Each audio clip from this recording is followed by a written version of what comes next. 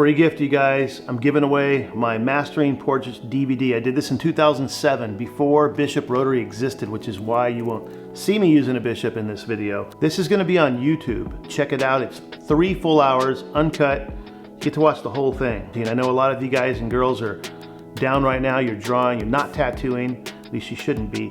But hey, now you guys get to check out a cool DVD for free. Even though this was filmed in 2007, the techniques still apply today. You're gonna learn in this DVD when to approach a tattoo, when you're ready for a portrait, because you gotta be ready. You're gonna learn how to breathe, proper breathing technique, proper line and shading techniques, proper ways to make your stencil. I'm unpacking so many goodies in here that you guys are gonna be amazed. If you guys have any questions about the DVD, drop a comment on the YouTube page or send us a DM or an email. I enjoy teaching, privileged to be able to give this to you guys for free. If you were one of the fortunate people that got a hold of this 13 years ago, 12 years ago, 10 years ago, before, you know, lots of techniques were on YouTube, you know what this is all about, and tell a friend. Like I said, you guys enjoy this. It's on me. It's my gift to you. What's happening? I'm Fieldy from Korn. Franco's done some work on me. He's dope, man. You guys check it out.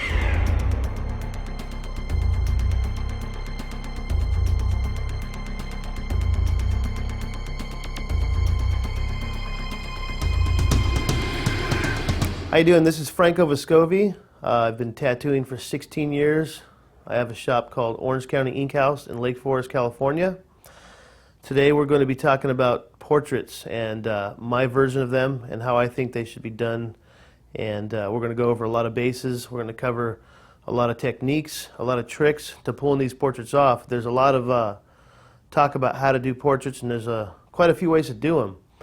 But the way I've chosen to do my portraits is from a lot of influence from Jack Rudy, Bob Tyrell, and just different people along the way. Over the years, I've developed a lot of techniques and kind of fine-tuned them for myself, and I would just like to share them with you guys and see what you guys can do with them. And I could promise you, if you guys use all the techniques that we talk about, all your portraits and all of your tattoos will be advanced 100%. It's just a matter of applying them. It's just a matter of making sure that, you know, this hits home with you. And overall, I think that if we watch closely the video and listen to what we're talking about, you'll definitely see results in your next tattoo, almost guaranteed.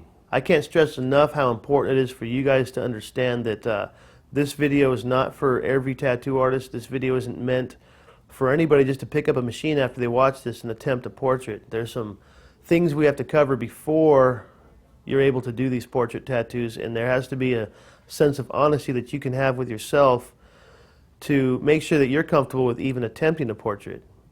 This isn't for amateurs. This isn't for people that just started tattooing. I think 3 to 5 years is probably the minimum someone could even, you know, watch a tape like this to attempt a portrait. On that note, you know, there's going to be a lot of techniques and tricks that we're going to cover today that's going to kind of get you feeling a lot more comfortable with your portrait tattoos, and you know, it's going to definitely make a difference in your career. All you got to do is listen and apply these techniques. A portrait is an exact representation of a piece that someone brings in. It's different than any type of fantasy tattoo we do. Sacred hearts, butterflies, freehand skulls, all that stuff, you rely on your imagination, and that's good. That's a great other form of tattooing. But portraits, you can't use your imagination. You can't use any of your fantasy type of mentality on a portrait. You have to learn, and this is one of the main problems in portraits that I see, you have to learn to separate that. You have to learn to not rely on your imagination and to not rely on your interpretation of a face or a portrait. When you do a portrait, you're literally painting or drawing or tattooing only what you see. The piece I chose is Alfred Hitchcock because a number of reasons. If you look at this piece, I'm going to be able to show you how to do glass, wood, flesh tone, fabric, hair, wrinkles, contrasting shadows, personality, all the components you'll need to do any portrait tattoo, or any tattoo for that matter. Now I'm going to show you guys one of the most critical parts of the portrait tattoo, and that is the stencil. So I'm going to place my reference on top of the carbon paper. Now, all the techniques that are out there, this is one I find to be the easiest. It's more hands-on and it's more direct. I mean, you're literally tracing on top of the reference, leaving your stencil marking on the back. I like to use a number 7 lead pencil just to have a soft touch. Keeping in mind, you're going to want to capture every single element of detail you can. This is pretty much going to be your roadmap for the stencil. You want to make sure you capture every element of detail.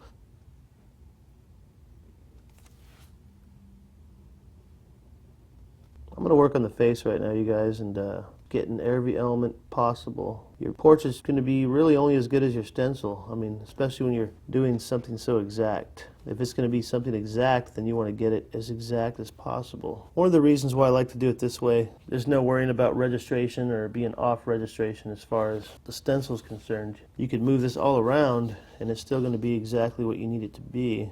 There's a lot of different techniques to pick up shadowing. Mine's kind of like, I like to do lines and dots. So when I put the stencil on, it kind of reminds me that whatever's lined or dotted is a shadow. You want to pick up every amount of detail. I mean, not leaving anything out. You want to fine-tooth comb this thing, make it perfect. Little elements right there. Get into the nooks and crannies. All this information is important. Like I said, even though you have your reference right in front of you, you have to keep in mind you want to align your reference with your stencil. It makes it a lot easier than not having the information there, because you're doing a portrait tattoo. You're not doing a portrait painting or drawing. Something like that you can come up to the next day and correct, or you can erase, or you can paint over. But when you're dealing with skin, there's no cheating. There is no shortcut.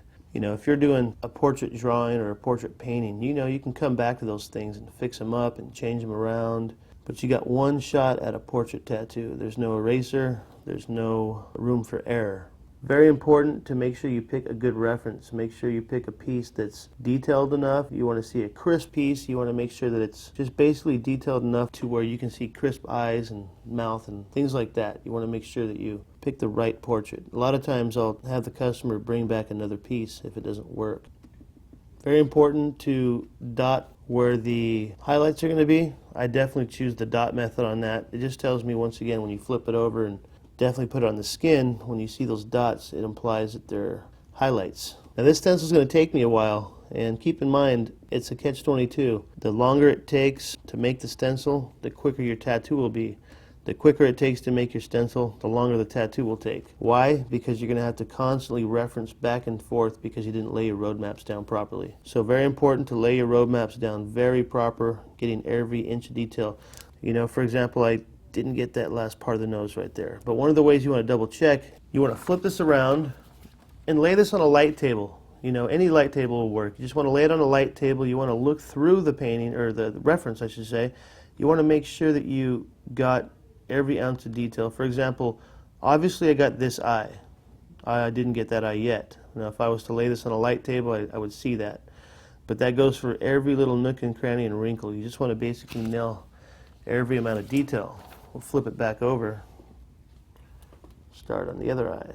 Remember one thing as well, don't try to add your own input to this piece. Don't try to add your own style to your eyes or to your lips or how you do things. You want to do it exactly what you see, nothing else. Obviously what I'm about to tell you guys probably already know, but when a client or a customer comes in and they bring an original, you want to make a copy of that. Before you start the stencil, just nail down the size options with your client and make sure that you're not doing it on the original. On that note, you want to make a copy at a place like Kinko's, or a place that has a photocopier machine, something that can give you enough detail that you need. Definitely not a standard machine. Not a standard copy machine will do. Something else to talk about is sometimes a client will bring in a picture that's not workable. And I'll tell you what, there's a lot of tattoo artists out there that will still attempt to do the tattoo. All I can say is I won't do that. The other day I had a client come in and she brought a portrait of her grandpa the size of a quarter. I looked at it and I knew it wouldn't blow up right. I knew it wouldn't be enough detail when I enlarged it in the copy machine, but just to kind of show her what I was talking about, I enlarged it, and yeah, sure enough, it came out really blurry. It was pretty much undoable. She was really adamant about the piece. You know, she was trying to talk me into it, and I basically said, look, there's no way to talk me into doing this piece. It's just not going to work. So just make sure that you guys are always firm with your customers when you know that it's not going to work. It's better to not do a wrong portrait than to do it and have it not come out the way you want. So never ever be afraid to make the customer go search for better references. Grab that highlight on the nose right there. I mean, I'm spending a lot of time on the face here, and keep in mind this face isn't that big. Let's go ahead and turn it around and see what we got.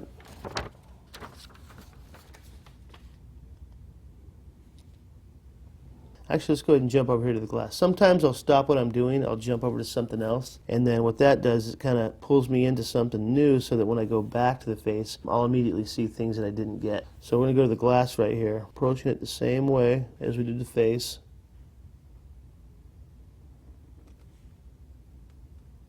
Same thing with the reflections, I like to use the dots.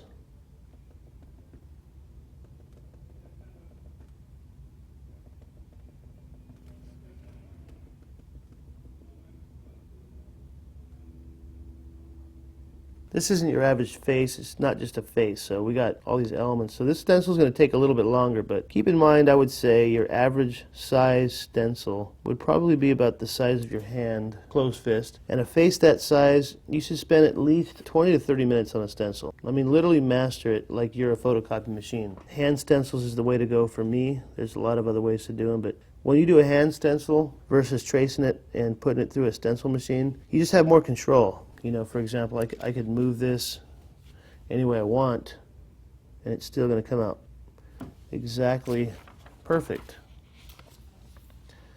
You know what I mean? There's no registration issues to worry about like you would have if you were tracing this with tracing paper. So a good 20 to 30 minutes is what you want to spend on your average portrait stencil. This right here, however, will probably take me 45 minutes. This button is dark right there. There's nothing right there. It picks up again some dark shadows, disappears. There's two little dots that imply some shadowing. Then you got the 4 holes where the thread goes through. These 2 top ones are sort of bleeding together in the photograph. Sort of the same in the bottom. Now in reality, these 4 holes that the thread goes through, they're spaced apart evenly.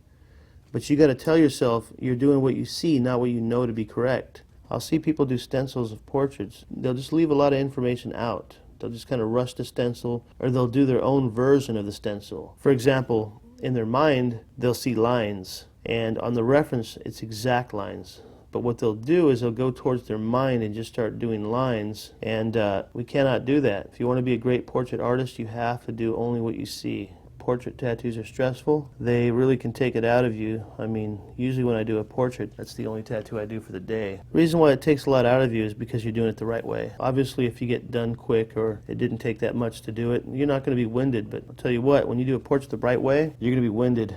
So we're going to be working on the stencil for another half an hour or so. We're going to go ahead and put all of our energy into the stencil, and then we're going to go ahead and start the tattoo. Now that we have the stencil done, the best way to cut the stencil out would be to cut it out from the back, so that way you can kind of make sure you don't overcut or undercut the stencil, because the less paper you have around it, easier it is to apply, especially when you're measuring an area.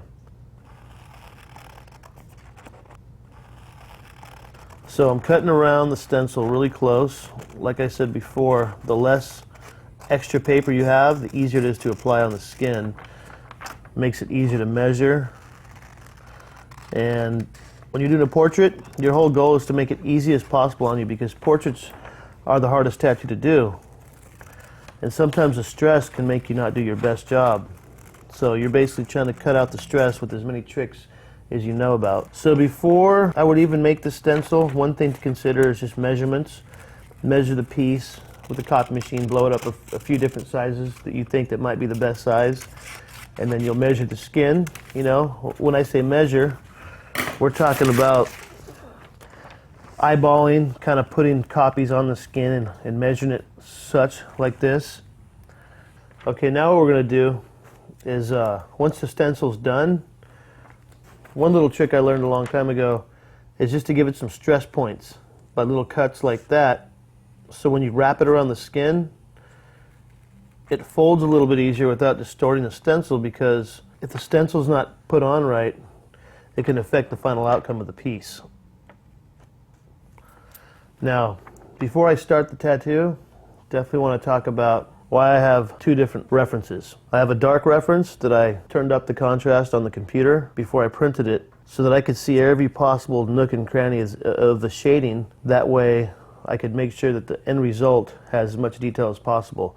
Then I have the lighter version so that I could see what the darker version didn't give me, the details and the darks and the shadows. Something like this where there's a lot of black and a lot of dark, you want to have two different references just to kind of compare the two and to give yourself as much information as possible so that when you're referencing, you can go off of both. So now that we got the light and the dark reference, I'm ready to go. Now I can give myself as much information as I need to pull this off correctly.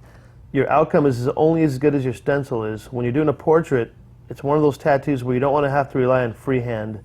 Although it is possible, it's just more stress and more time for the tattoo. One more note about your photo reference. You want to make sure that your reference is detailed, and you want to make sure that you know that the reason why that is because it's only going to come out as good as your reference. What I mean by that is sometimes people come in with a small portrait. By the time you blow it up, it's fuzzy. And there's a lot of people that attempt portraits out there from bad reference, and then they are not happy with their final result. There's only one way to do a portrait, and it's called the right way. It has to be exactly like it, or you as an artist aren't going to feel like you did your best job. Now to apply the stencil, my favorite stuff is it's called Stencil Stuff. You can get it online, stencilstuff.net. The reason why I like this stuff, there's a lot of products out there, but what I found with this product is that, especially on a portrait, you don't want to lose your stencil. Everybody that's been tattooing can remember the times when they've lost their stencil. It's all right when you're doing a rose or a heart, something you could for sure freehand right away to fix. But when you're doing a stencil, you don't want to lose anything because then you're sacrificing the final outcome. So this stuff really, really makes it stick. It really makes it stay as long as you need it to. Okay, now that I've measured his leg previously, we're just going to put it on. I like working on legs just for that reason. It's just a good area to cover. Gently put it on, just kind of let it hit in the middle. Kind of hold it there, not really in a rush. You don't want to bend it. I usually put the middle on and I fold either the left or right side, doesn't matter. What this does is it ensures you're not going to distort your stencil. After I fold the right side, I'll pick it up a little bit just to give it some give. And then I'll start to fold the other side.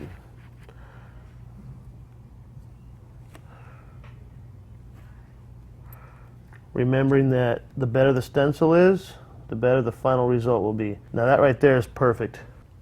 Okay, put my A&D ointment right there, just so I have it in front of me. Preparing the skin. I like to put a thin layer of A&D ointment over the tattoo area that I'm about to work on, just to kind of prep the skin, get it all ready for me. We're going to go ahead and start in the center. There's so many different types of blacks. There's always talk of what's better, Pelican or Talons. I think they're both great. I just use Pelican. I use it for the fact that it just seems to be a little bit easier and thinner to work, and your grays seem to come out a little bit more smooth. This is a Bug Pin 10 needle, and it's a 11 mag in a 9 mag tube. What that means is the needle's a little bit smaller. I'm sure people are familiar with the Bug Pins versus the regular number 12s, but I use the Bug Pin 10s. I got introduced from Bob Tyrell, that technique, and the needles are smaller, so it basically leaves smaller holes in the skin. And if you have a bunch of smaller holes, it's that whole concept of it looking more gradient and more faded and more shaded nicely versus the bigger holes. You can still pull off tattoos just fine with the number 12s, but for me, personally, the number 10s just do it a little bit easier. Okay, now we're going to start the tattoo. And once again, going to go into it with my shader needle. But keep in mind, I'm doing a lot of the simple shading, simple meaning the clothing, the items that aren't super detailed, such as the buttons or like the nose and eyes. So since we're going to be doing things that aren't really detailed, we're going to go in with the shader. When we get to the fingers, we're still going to use a shader, but what we're going to do is we're going to switch to the outline machine after we're done with this area to do tight cleanups. So here we are, we're going to go ahead and start. Also, one thing to consider is a lot of people don't take advantage of their needles as far as multi-use and angles. And what I mean by that is this is a 11 mag shader, Bug Pin 10, but to me it's also a single needle, it's also a 3 tight, it's also a 7 tight, depending on how I angle it. Right now I'm going into this as a single needle, so I'm going to just barely use the tip.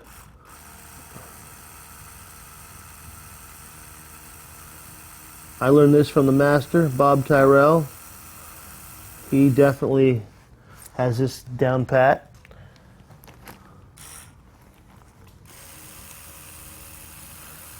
And don't be afraid to change your angle. It's kind of like getting a haircut as a kid. If you remember when you were a kid getting your haircut, the barber just kind of shifts you around, changes the angle of your head, you know, because for her it has to be right. So she's not concerned about you. She's concerned about how to move your head so it makes her job better to make sure you get a good haircut. Same with tattooing. You have to angle this machine to get your final result. Sometimes if you feel like not doing that, you can sacrifice the quality. A lot of times you'll see a portrait and when you zoom in, you look really close, it's a little loose. Okay, so now that we talked about the angles and how to get tightly into the grooves in the tight areas, I'm going to have you just watch me as I do this. I'm going to kind of complete this little section right here using those techniques we just talked about. A lot of you are probably wondering what kind of machine I'm using. It's not your standard tattoo machine, although it was one of the first machines invented as far as it being a rotary. I've been using rotaries for about 8 years now, and to me they have a lot of benefits. I mean, like I said, you could pull off a tattoo with any machine as long as you have the knowledge. But for me, it's just more of a noise factor. The noise is very, very minimal, and when you're working for 4 or 5 hours on a piece, there's nothing more annoying than going home and still hearing that ring in your head. Also, it's very light, so as far as your wrist and carpal tunnel, that's kept to a minimum as well. I'm in the process of developing my own rotary machine. Later on, I'll give you the website to find it and see what you guys think of it. You always have to continuously stare at your reference. See, the thing is if I'm not looking every 20 seconds, then that means I'm relying on my own imagination to complete the portrait. And when you're doing a portrait, it's something unlike any other tattoo. You don't do your style. There's no such thing as a portrait done your style. A portrait can be done one way and one way only. It's got to look like the picture. That's why it's called a portrait. That's why it's called realism. A lot of times people kind of do their own thing, and the end result they don't seem to be happy about. Any other tattoo, you put your style and your soul into. But a portrait, you want it to be exactly like the picture.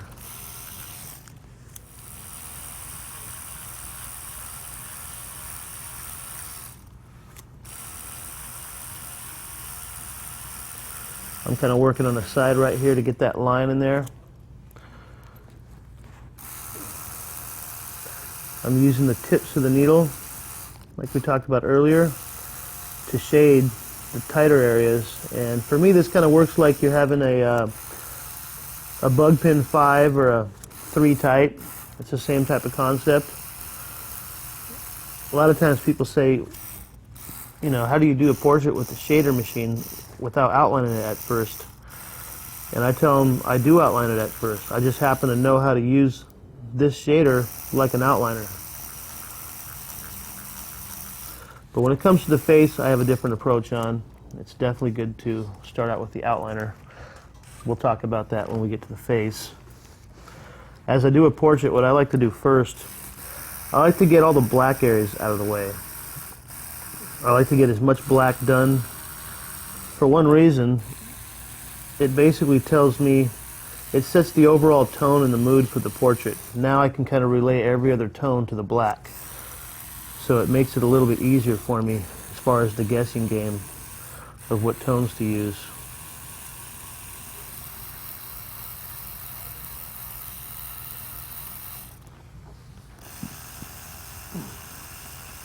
It's a tight corner, so we're going to flip it to a single needle right now. You know, we're going to flip it and just barely work the tip. If you've never tried this technique, I learned it 2 years ago, so it's not something I've been doing for a long time, but it saves a little bit of time without sacrificing the detail. You never want to save time and sacrifice detail. But if you could save time without sacrificing detail, then why not?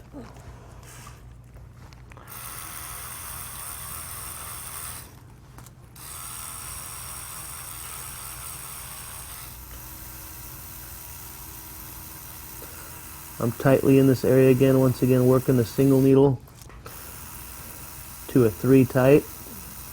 What I mean by that when I say working the single needle or 3 tight, talking about the angle of the needle. In fact, I'm going to kind of show you guys something right now. You use the tip of it. Now that right there is a single needle, and when I say single, I mean literally it's the single needle. It's the very end. You wipe it away, it's still in there. So with this machine or with this needle, we can get as fine as we need to. Just wanted to point that out.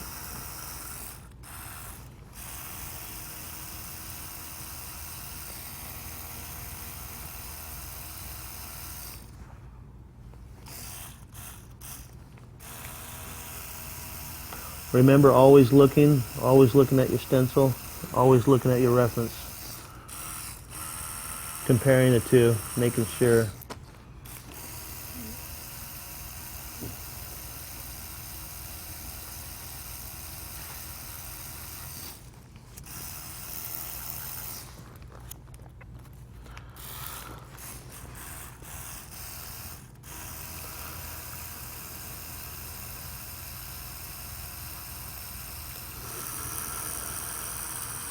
I'll talk about something kind of very, very useful to know is breathing techniques. You'll probably see me breathing a lot and wondering why I'm breathing funny. Anything in life, archery, shooting guns, all that stuff, they'll always teach you to breathe when you're pulling the trigger or whatnot. Tattooing, it's the same way. If you're doing something that's stressful and you really have to pull it off perfectly, kind of like shooting a perfect arrow, breathing really helps. Helps your mind be free. It relaxes you. And those two things make your tattooing ability stronger. That's not something you'll hear a lot of people talk about, but it's really important.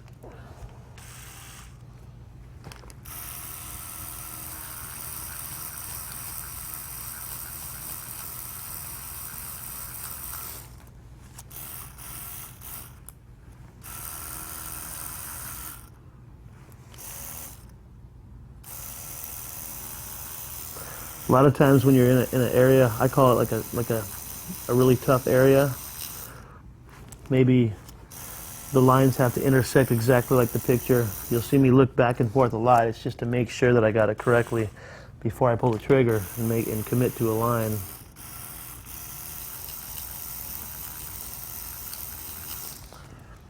Keep in mind, this definitely isn't an amateur video. It's definitely not meant for people that are just starting to tattoo or just learning how.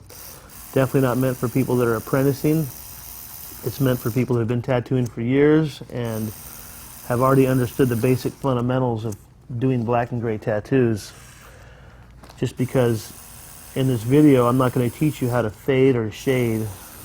That's something you have to already know how to do to bring to the table to do a portrait.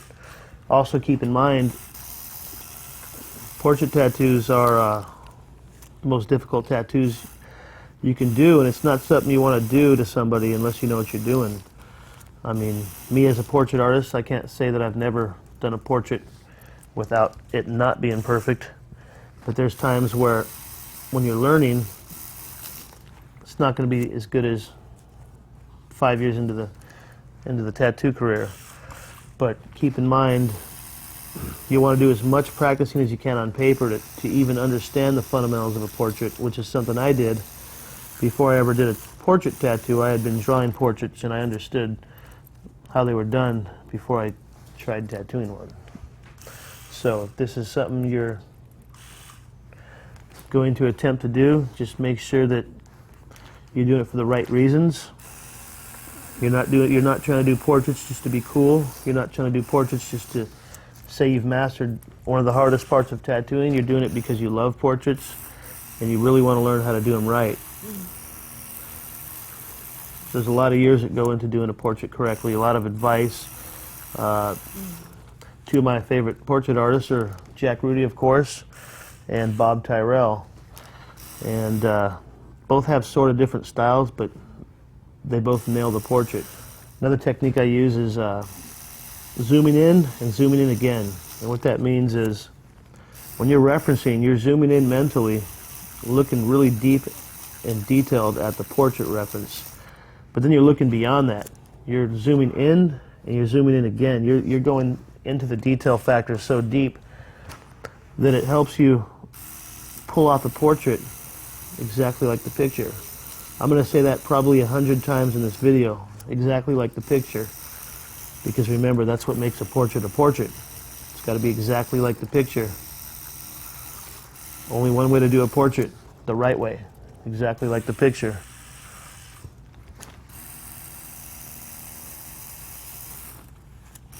Otherwise, what you have is an attempt at a portrait. And remember one thing, if you're doing a portrait on somebody, they're expecting you to do it and pull it off. They're expecting you, they've trusted you with their skin, they've trusted you with their parents, their kids, their deceased loved ones. Whatever portrait you're doing, they've trusted you with it. It's a very important spiritual experience to get someone's face on you. So when someone allows you the privilege to do a face on them, you don't want to sell them short.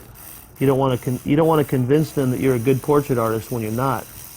And there's nothing wrong with not being a portrait artist. There's nothing wrong with not being a good portrait artist. As long as you learn before you attempt it and cover your bases. Once again, learning how to do it on paper first. Taking classes, getting videos. Good place to go for that would be airbrushaction.com. It's the website for Airbrush Action magazine. Great magazine. A lot of featured artists in the airbrush world that are really, really good. Look out for some videos by Corey St. Clair and another good video out by Steve Driscoll. That guy can do portraits so detailed that he almost never leaves out the hair follicles or the sweat glands on a face. So that's something to know. Remember, you want to zoom in and zoom in again when it comes to portraits. You want to get really detailed. One thing I'd like to bring up, I said before, if you haven't started doing portraits on the skin, or even if you have and you're not happy with the end result, I would just urge you to pull back and to stop doing them until you've really took the time to get some videos and to get some instruction. Because ultimately, you don't want these people coming back 2-3 years from now wanting to get touched up or fixed up. And it's real hard to fix a portrait. It's almost impossible. Only way you can fix a portrait is if it faded so much that you can't even really see the first one. So just be real mindful of that.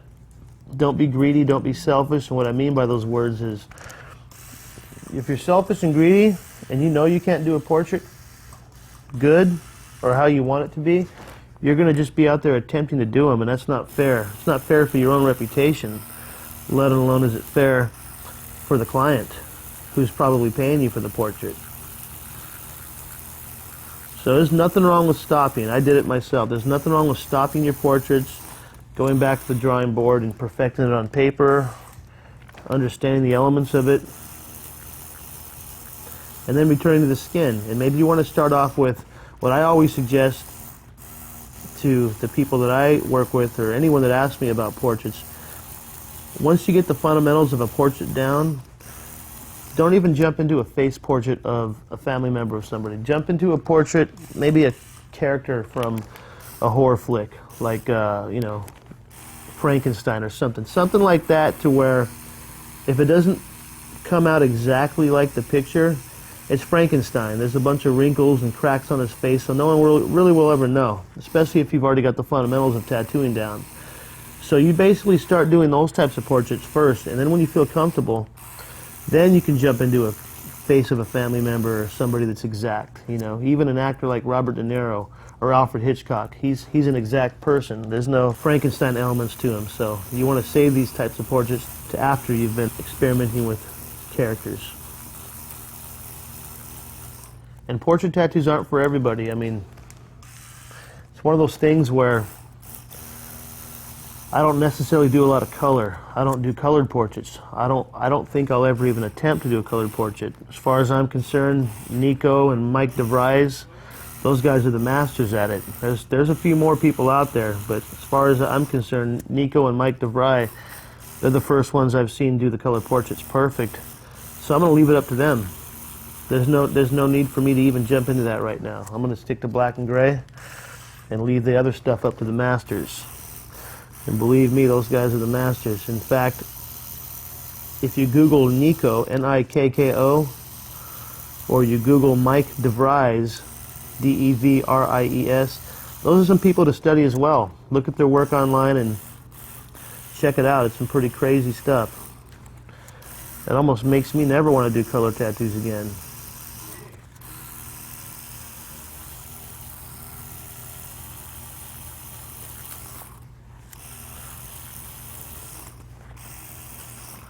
The reason why I'm not talking about my techniques that I'm doing right now, as far as my shading, like I said, and I'll say it again, it's really important that you have the basics down. Really, really important that you have the basics of tattooing and pulling off gray. For example, if I was to do a scale from black to light gray, and that's all I was doing, I could pull that off, even if I didn't know how to do portraits. So should you. You should know how to get the perfect transitions. If you're doing a Sacred Heart, you're doing a skull, anything, know how to do the perfect transitions before you attempt to do a portrait, because all a portrait is nothing but perfect transitions.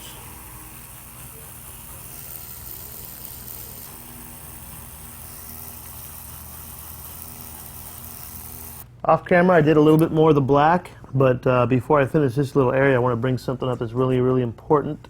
A lot of times people do black, and what they do is they'll do this whole area the same tone. Maybe a little bit darker over here. They'll do this area the same tone, but when you're looking at your reference, you got to realize that it's not all black. It's all tones. One way to always check yourself constantly to make sure you pull it off right is you relate your tones always. So this is a blacker line. This is probably a 100% black line. It kind of goes up to like a 90, 80, 70% black in this area. And then the table he's leaning on, it's not black, but there's parts of it that are a 90% black. You just want to zoom in and zoom in again, like we talked about. Just zooming in, getting every single thing you see on, even the little nooks and crannies. Because, I mean, there's sort of a tiny reflection in this table. And I'm just going to capture what I see. Not what I think I see, but what I see. And it's going to, the end result's going to be that it looks just like the picture. In this table there's darker shadows. And yeah, like I said, a lot of people just do one or two tones to pull what they think they see, and they're not really looking deep into the tattoo and the reference. So just always look super deep into it and just do what you see and break it down and break it down again. This whole portrait is 1,000 different portraits, and right now I'm doing a portrait of the table. So since I'm doing a portrait of the table, I'm going to pretend that that's the only thing I'm doing today. I'm going to lock myself out of everything else, and I'm just going to do a portrait of the table. So remember, it's a portrait of a table, not a table. If it was a table, I could do it my way and how I want, but it's a portrait, so we're going to do exactly like we see it. And we're going to spend time on it. We're not going to just get it done like a lot of people would. Constantly looking at the reference, constantly comparing it to the other light sources. Sometimes you get locked in on an area and you're so locked in on it that by the time you're done it's too late. You did it too dark or too light, and I'm sure a lot of people can relate to that. So you're constantly comparing the table to this black, the table to that black, the table to that tone. And it's real simple. You look at the picture and you say, is this darker or lighter than that? Okay, it's kind of like connect the dots. Once I've done this area, I've concentrated just on this area, this sets up how this is going to look. I look at the reference, I say this is about that tone. So I'm referencing from that tone. It's really important to set yourself up and cross-reference enough to make you have a headache when you're done. If you have a headache when you're done with a portrait, you're doing good. It's kind of like being on the computer for 4 hours.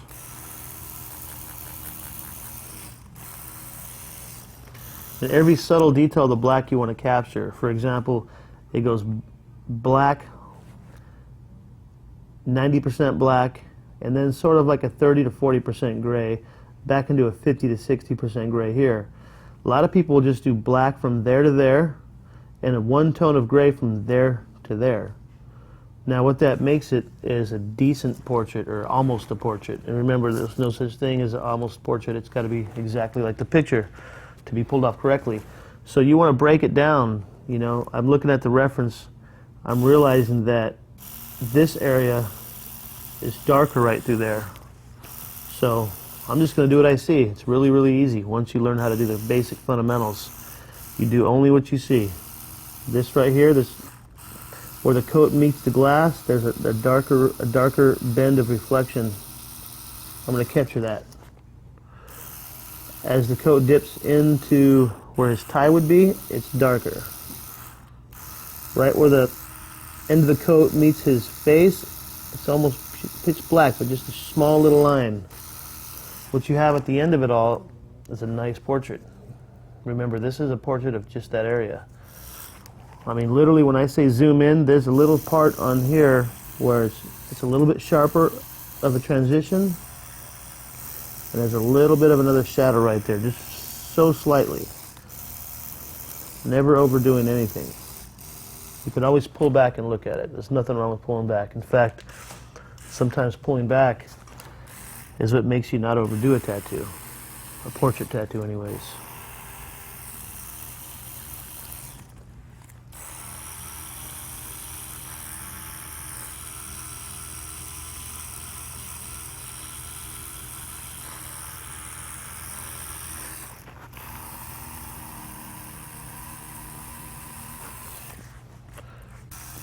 Once again, just want to reiterate the fact that this might look easy. Just like the other day seeing Tony Hawk skateboard on TV. It looked kind of easy the way he was skateboarding, doing these crazy tricks, but ultimately if I try to do that, I'm going to fall on my ass because it's a trick. It just looks easy. And to him it is easy. To me this, I wouldn't say easy. I could pull it off, and I know that I'll pull it off. And relatively it's easier than when I first tried to do a portrait, but ultimately it's not easy, and it might look easy just for the simple fact that it's going smoothly or trucking along, but there's a lot of techniques that you have to memorize to make it look easy and then for it to be easy. One of the techniques that you always have to remember, and I'll say it again, is you're constantly cross-referencing what you're doing. Like I said before, this is 1,000 portraits, all in one portrait, so we're constantly not locking ourselves into anything. As I'm locking myself into this part of the sleeve, I'm not really locked into it. It just looks like I am. I'm concentrating on it. But in the back of my mind, I'm referencing how this relates to this, how this meets the finger, how this meets the white under t-shirt. You're just constantly, your brain is constantly thinking when you're doing a portrait. You're constantly, and that's another reason why when you do a portrait, you know, everyone's got their own preferences. If they like to, you know, do anything extracurricular while they're tattooing, that's on them. I'm not going to judge anybody, but one of my main beliefs is that you do a portrait sober. This stencil, like I said before, it's still hanging in there with us. It's still making it possible to shade up against the lines, which is really important when you're doing a technique like this where you're just using the shader to start out with. You really need these stencils to stay. And you know, some people, there's talk about a stencil as being a cheating technique. Well, when it comes to the actual portrait tattoo, you want your stencil to be perfect, because your whole time, I mean, you literally have to be a genius. If there's people out there that think they can pull a portrait off without using a stencil, I would sure love to get a copy of it and see it, because actually I'd have to see the video to really believe it, because when you're doing a portrait on skin, the skin bends. The skin, it's not like a canvas, it bends, it's different.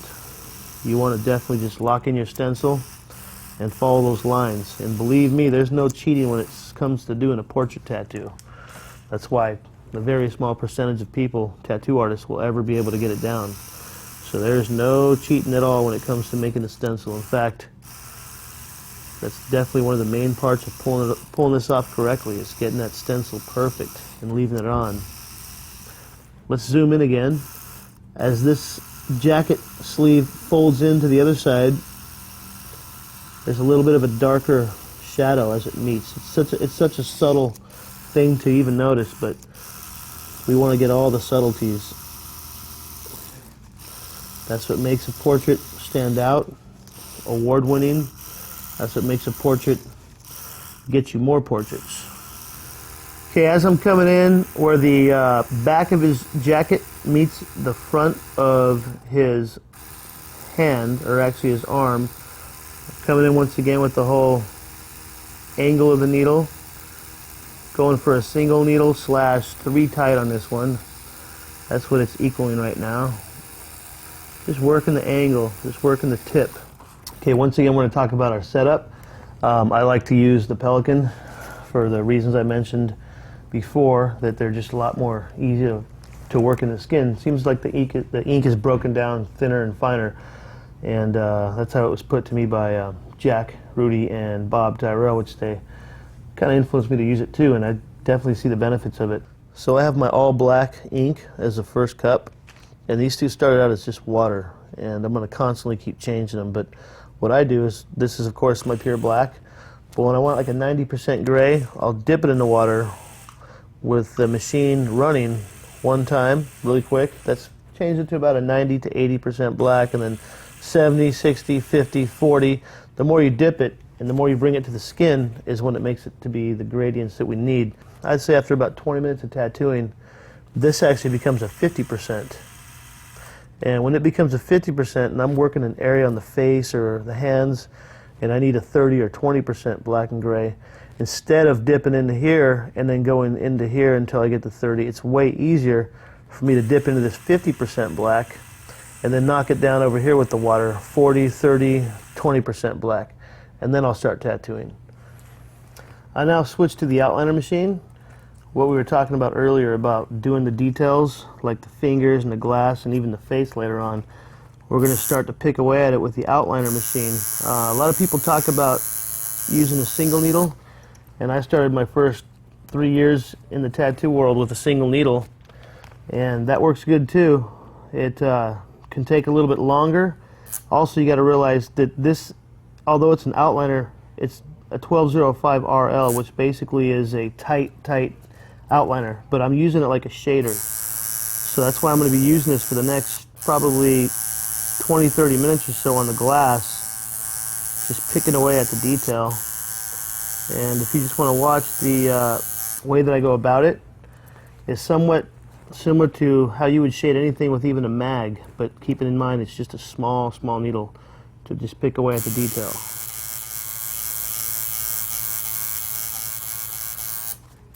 The reason why I choose a 1205 over a 3 tight or another small needle is that I find that sometimes when it's a smaller needle, it can kind of make the skin scar a little bit and heal bad the more times you go over it. When it's a bigger needle like a 1205, you seem to have a little bit more leeway with the skin and how it heals.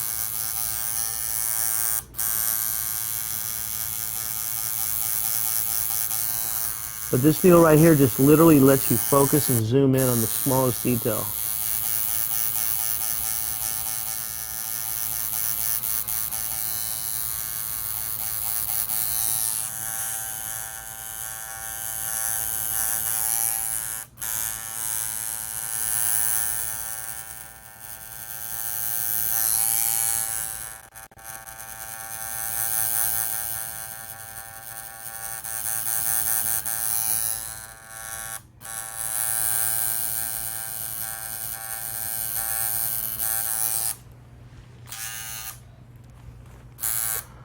Now, just to reiterate, all these small details matter, especially when you have a portrait you're doing.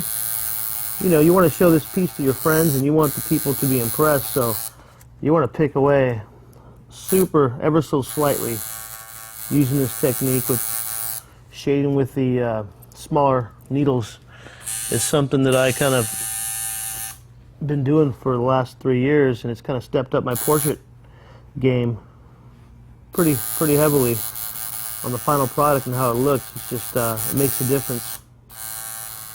Small details do make a difference.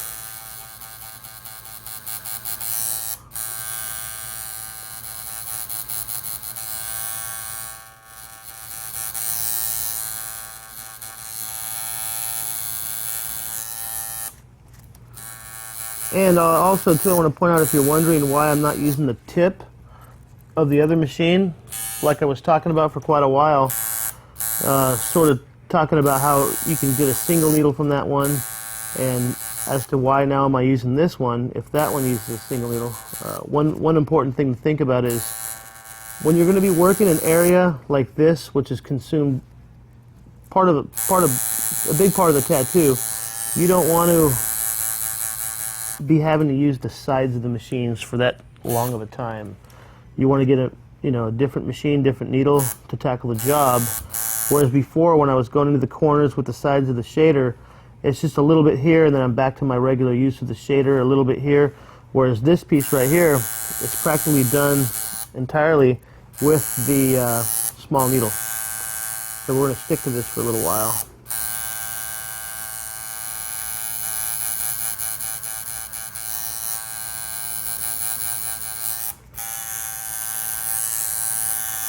Also, too, one of the main reasons why I like using the rotary is because it's so quiet.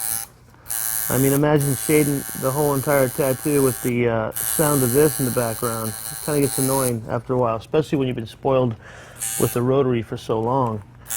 But I find the rotary to be a little bit too hard on the skin for outlining, so that's why I switched to this one for the shade, or for the outlining.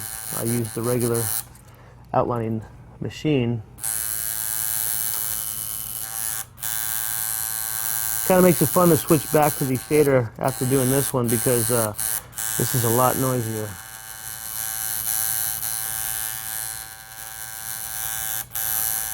But when you're talking about this cognac glass that we're doing right here, we're talking about so much detail it has. It's got so much reflection on it.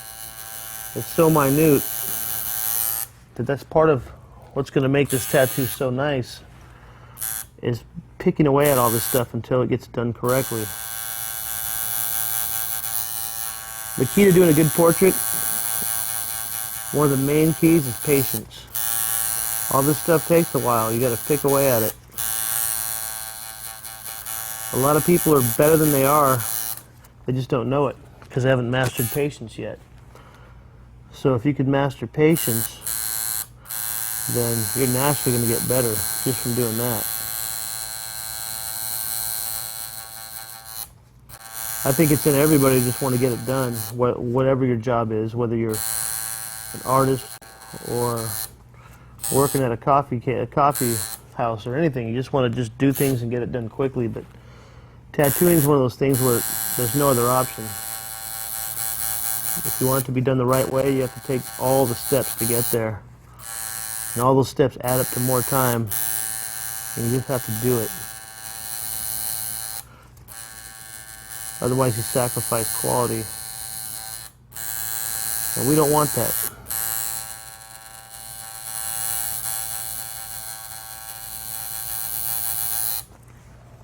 Realistically, we could make this bottom part of the glass take only 5 minutes, but we're going to probably spend 7 to 8, maybe even 10, just nailing it away. And then when we put the white in, it's going to just come to life.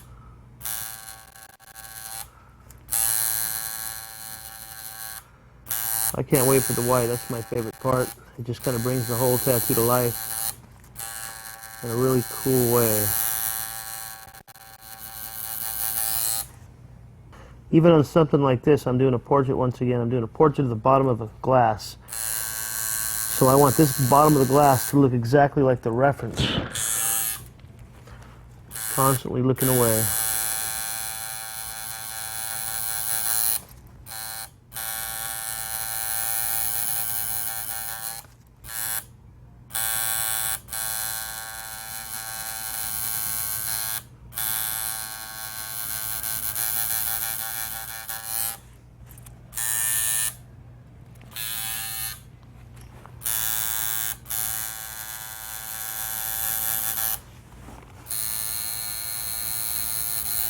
Even the shadows on his fingernail can't go unnoticed.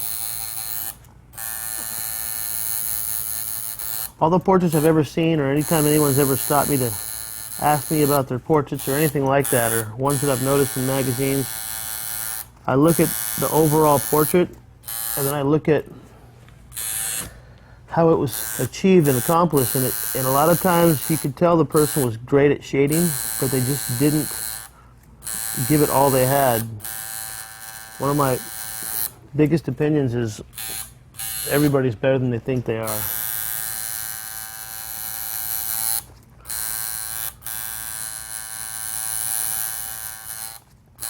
Just like everything, it takes a while to do it right. It takes a while to get it done.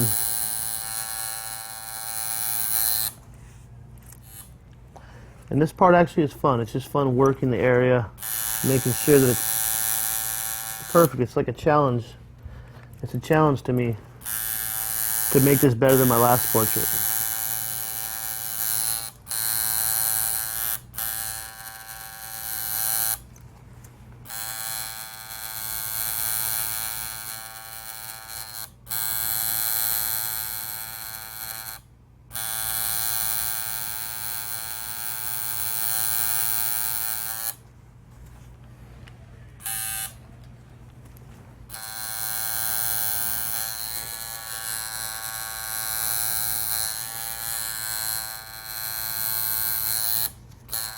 I'll point something out just to kind of know how serious that I am about the detail part of this portrait.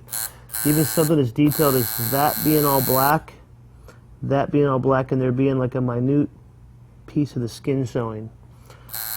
As it comes up to the shadow, it then starts to turn gray. Just that little minute little spot right there. You take that approach to the whole entire portrait, you're going to have a very, very, very nice portrait, very nice final product. After you're done, you're going to really be amazed. Just stick to these theories and stick to these, I call them tricks, because that's all a portrait is. It's just a bunch of tricks and theories and techniques combined into one that you've learned and you've mastered. Most importantly, I'll say it again, is patience.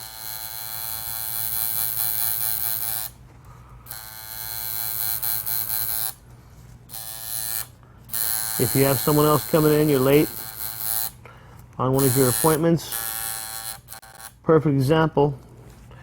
Today, I have another appointment later on, and I don't care. I'm going to just pretend like I don't. If I have to reschedule, if I have to postpone, no matter what, a portrait is that important. You know, you can't really just stop it and come back to it. It's always better just to get it done in the same session. That way you don't lose your values, you don't lose anything. It's all fresh, you're in the mode. I wouldn't want to stop this and come back to it a week later. It wouldn't have the same energy, I think, you know. So no matter what, it's just really important to schedule enough time to finish the portrait. Give yourself at least an hour of buffering. All these things make a difference. Everything I'm mentioning, it sounds like a small deal, and in it by itself, it is a small deal. But, you know, you have $101 bills, you have $100 now. Everything adds up. Everything adds up in the final product. As long as you keep to all these theories and own them, you'll amaze yourself. A lot of people don't think of shading with a smaller needle like this, whether it be a single needle or whether it be a 1205, which is what I'm using. And to be honest, it's definitely very tricky to shade with this. I mean, like I said, if you haven't tried this technique out, maybe I wouldn't rush into doing it on a portrait for the first time. Maybe you can try, using it on a skull or something like that, a Sacred Heart, just your regular tattoos type of thing, different than a portrait. And keep in mind, part of the reason why it's hard to shade with an outliner needle is you don't want to overwork the skin, and it's so easy to overwork the skin. So easy.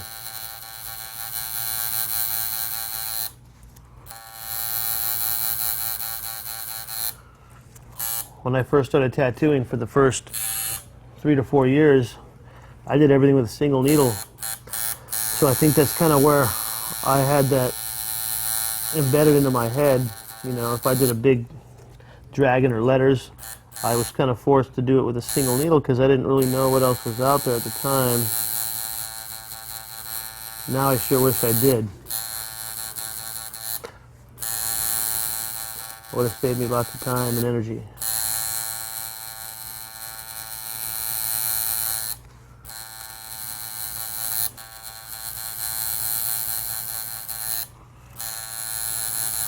I like to repeat myself for one reason. I just know that, you know, something as detailed as a portrait, you can't just tell somebody something one time. So if I sound like I'm repeating myself, anything I say twice or 3 times, just look at it like it's important to know. And what I'm about to say and repeat is the fact that everything else that I'm doing is I'm zoning out on. I'm right now doing a portrait of a cognac glass. That's all I see, that's all I'm focused on. To me, I'm going to pretend like that's all I have to do today, is a portrait of a cognac glass.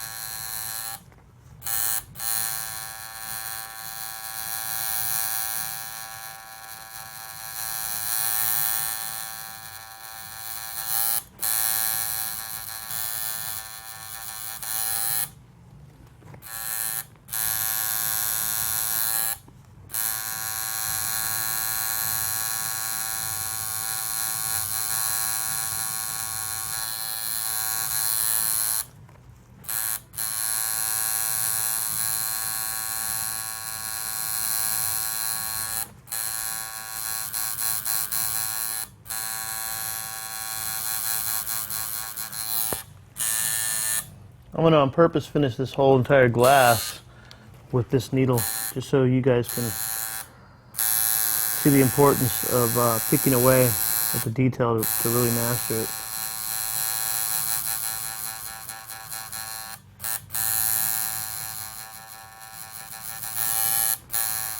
A lot of cross-hatching on stuff like this is always helpful.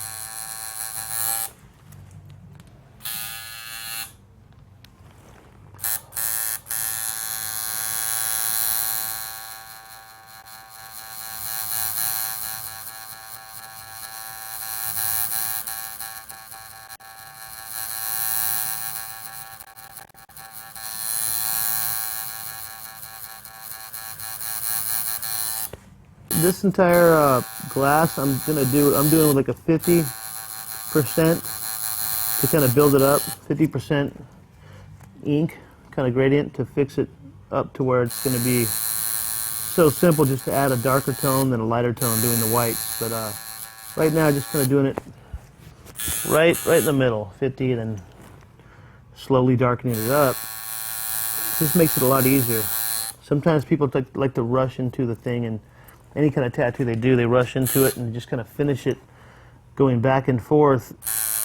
When to me, it gets confusing. It's better just to kind of lay out your overall with a certain tone, you know, mainly a lighter tone or a 50% tone,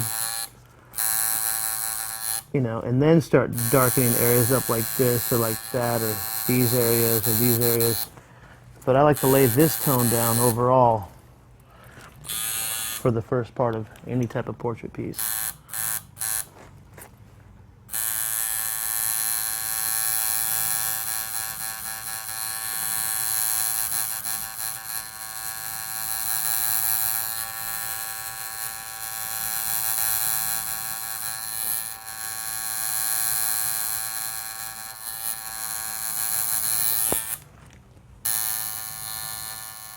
Even little reflections, something really close. Whenever you're doing glass or a cup or anything like that, definitely want to pay attention to how the reflection in the glass plays along with the surrounding areas, like the finger. It just kind of helps you in the confusing state of mind that any portrait will put you in. You know, you just want to make it easier on yourself. So just constantly be aware of what's reflecting and how it plays a part in the glass or the texture.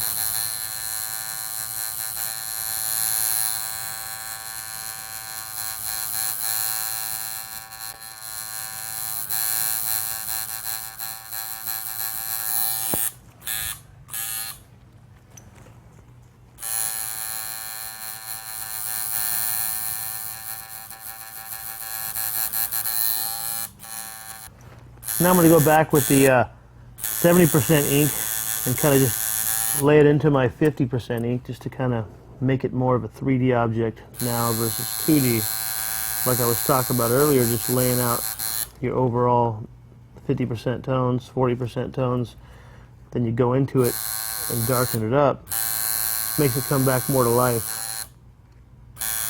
And it's easy to follow this technique, less confusion.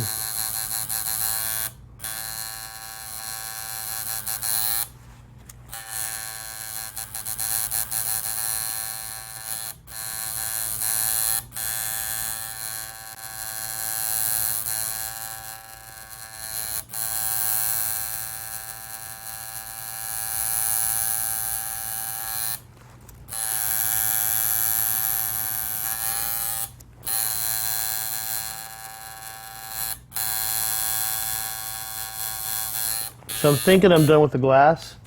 Just gonna kind of like stop and pause for a second and just kind of check myself here. I like to say that word, check yourself, because it's part of what tattooing is all about. Especially a portrait, you got to constantly make sure that you're doing the best job you can, that you're following the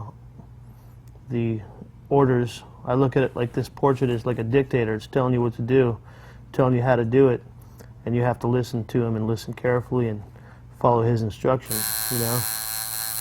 So when you do that, you see little things like I see here, like I got to darken this up a little bit to make it exact. Let's see what else pops out. Maybe a little bit darker over here.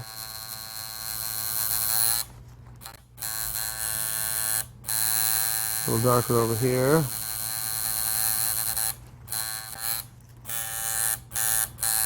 There's some texture in the glass, kind of like just miscellaneous reflections.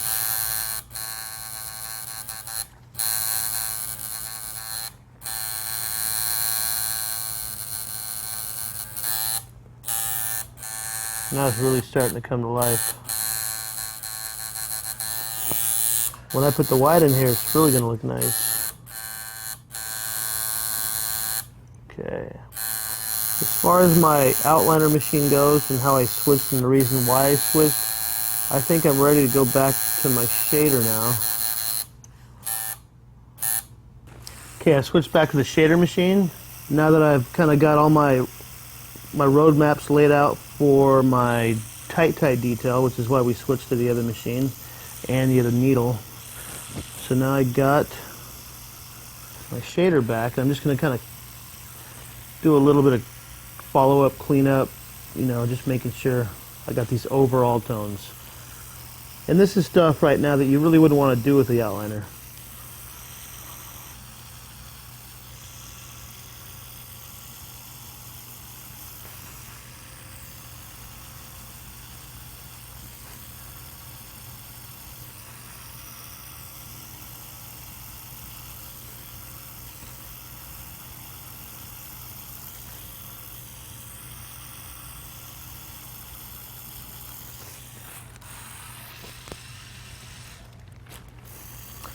And yeah, once again, just tightening up the fingers and getting that nice overall tone, the overall skin tone and shade. That's the fun thing about switching back and forth. It just kind of gives you a break into the next machine and just kind of gives you more of a chance to nail it down. Nailing it down is the key. Areas like this where the finger is kind of got a lot of wrinkles and things on it and there's just a lot of texture, it's good to revert back to the darker stencil that we made earlier. It gives you more of a roadmap to go off of for the darker shades and more the texture.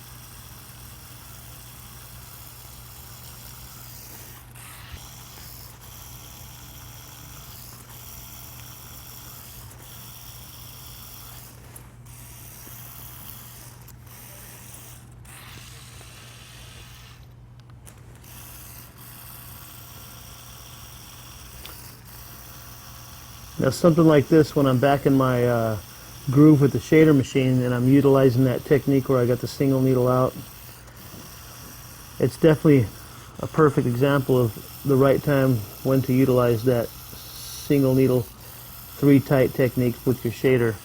You know, kind of, for example, we're going into just that finger and right there and a little bit right there, maybe a little more, maybe even a little more.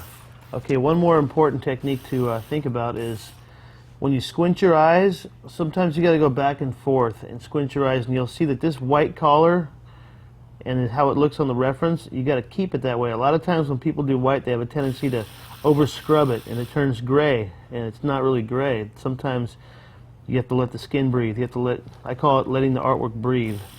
And in this case, there's just a little bit of shading on the bottom part of the sleeve. Then I'm going to really wash. This is really watered down. This is about a 10% ink right here.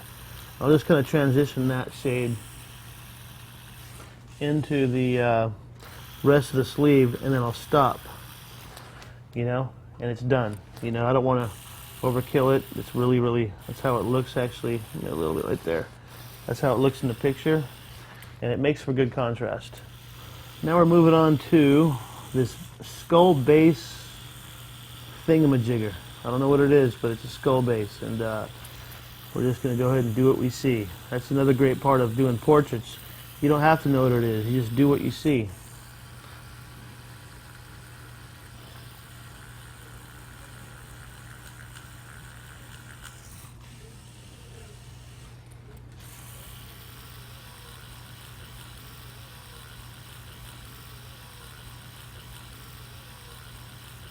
We're going with about a 90% ink right now. We're just kind of building it up. Building up this bottom shadow. This shadow kind of, it's really important to see and notice how shadows meet other shadows. This base is a shadow, and how it meets the shadow of his jacket. You want to be mindful of how it does so and make sure that it's exactly how it is. Part of that is just, once again, relating your tones, comparing.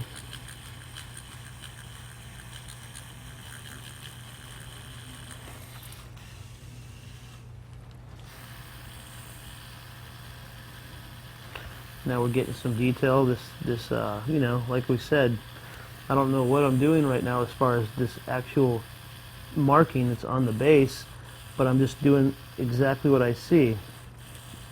And it's kind of a practice, or it's kind of a refresher to let you know that you're not in control creatively of this portrait, or any portrait. Your job is to do what you see, and that's it. There's a famous technique where you hold your painting upside down and you do the portrait upside down. And what that does is it kind of tells your mind that you're only going to paint what you see. So when you turn it upside down, it forces your brain to kind of make it not really a portrait at that point. It's just about painting shapes, because ultimately that's all this is a bunch of shapes and shades. And sometimes your mind can actually mess it up by trying to dictate to you how it should look or what it could have to make it better, but we don't want that. Not when we're doing portraits.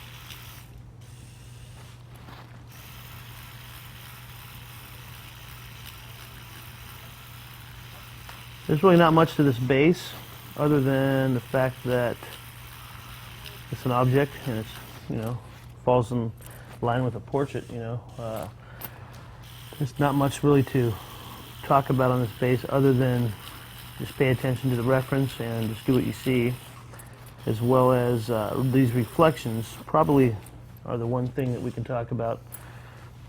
The reflections on this kind of represent the texture. You can almost tell that this is sort of either a shiny wood or a shiny, actually I'm going to go with wood. This to me seems like it's a shiny wood base from the reflection and how it looks, so kind of important to pick up on that type of thing.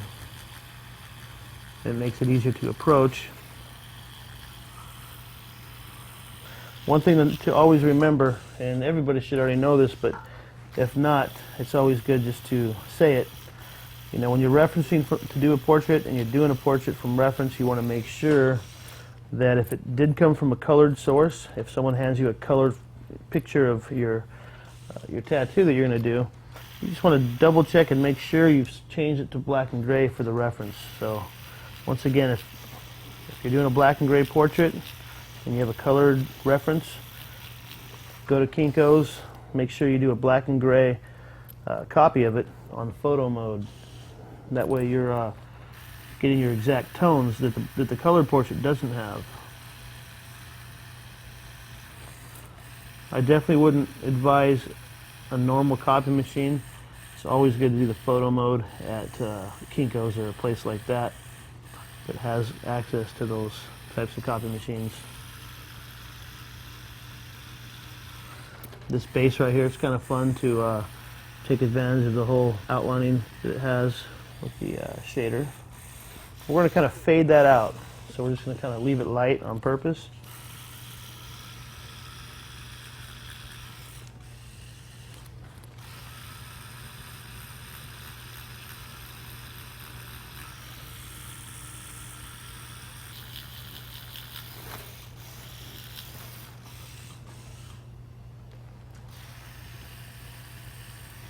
I love these reflections.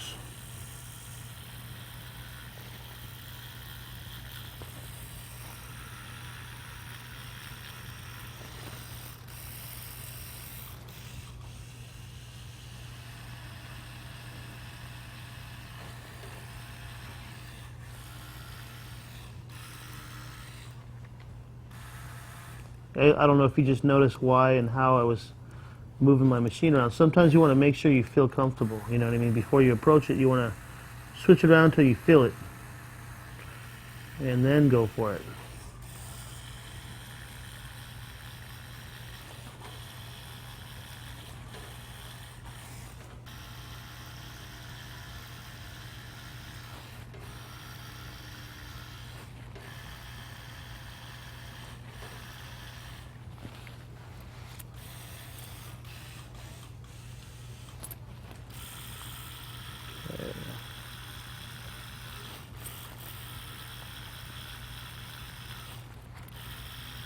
Just remember, all this is a bunch of shapes, just different shapes. Different textures. On this particular portrait, one of the reasons why I chose to do this portrait is it's got so much to learn from. It's got so much. You got glass, you got wood, you got different shapes, you have texture, you have hands, you have buttons, wrinkles. I mean, this portrait has it all to learn from. You can pretty much apply all this knowledge that you'll learn today to any tattoo, you know. Your next Sacred Heart or your next skull or anything should automatically be better if you apply these techniques.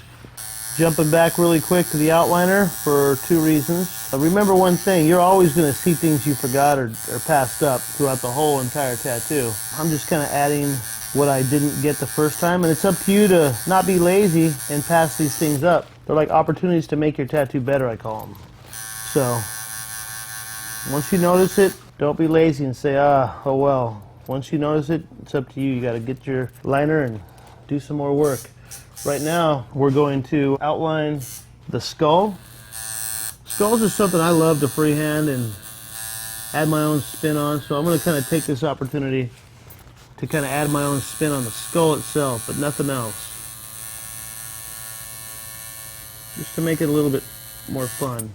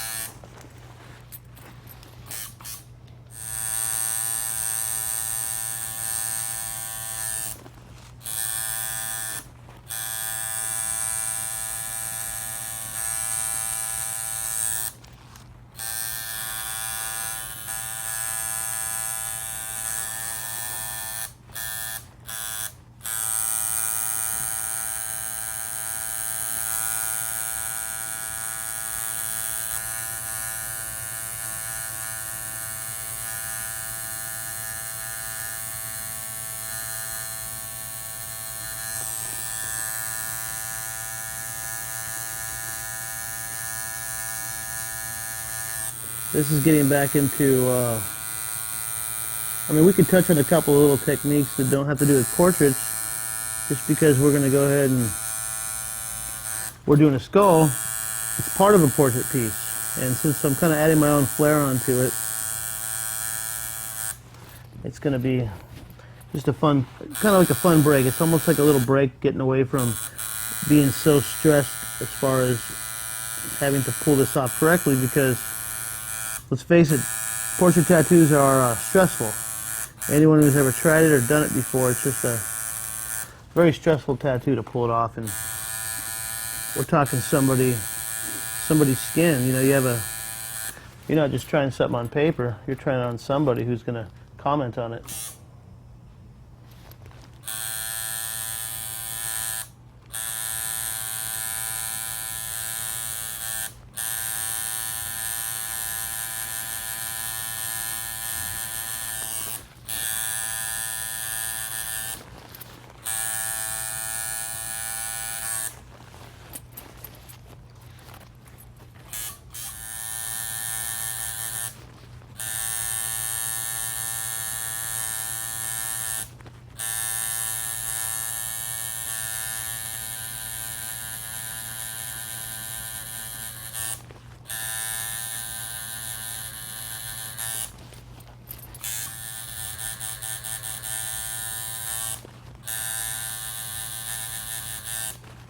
I like to do a lot of texture on my skulls. It's just makes it a lot more funner to look at when there's a lot going on, you know. I want to make the skull super detailed.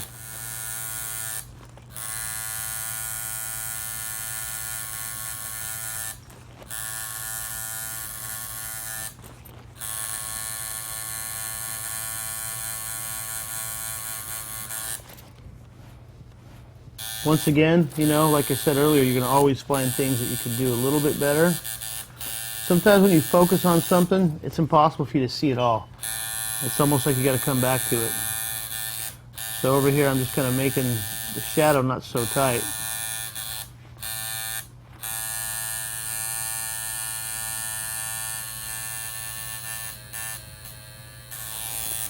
Switch back to my trusty shader.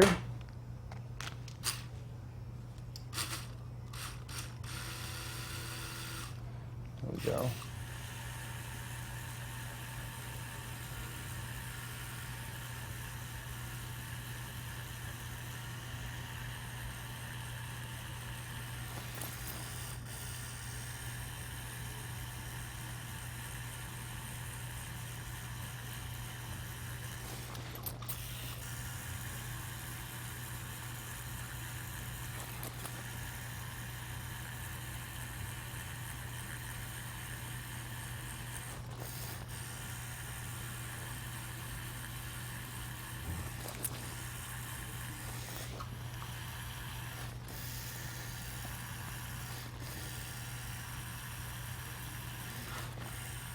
This right here, we're just kind of building up that medium tone like we were talking about earlier. Get a medium tone on there, and then you get to go in there with the darks and bring it out.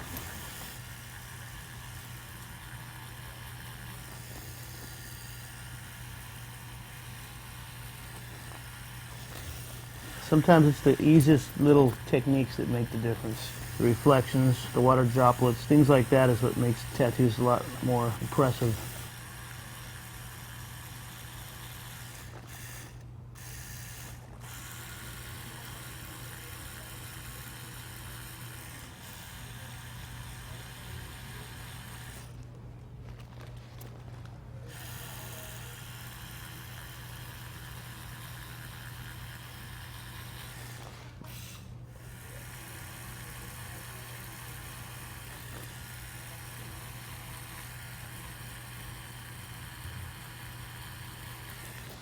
A lot of these techniques, though, once again, you can apply to anything. Glass, wood. The fun part about tattooing when you get into textures.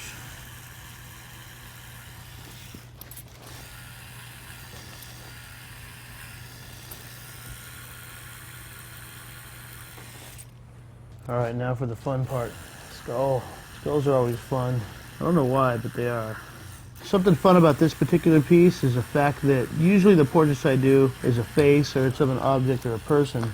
Whereas this one, it's got, you know, a face, but it's got two objects. It's got the glass and it's got the skull. It's kind of not really in your everyday portrait, so I'm kind of taking advantage of it and making it a little bit more of a custom piece.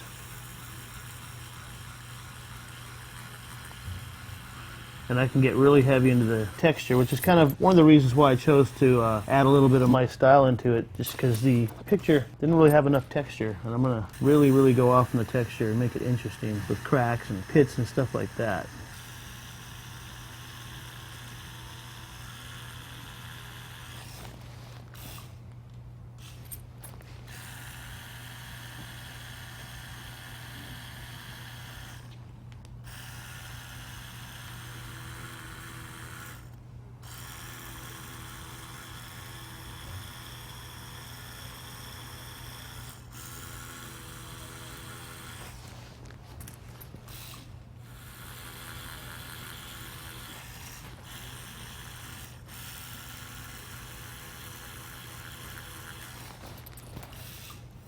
One thing about the texture is you kind of do the overall tone with the shader, then you kind of go back with your outliner and add a bunch more detail.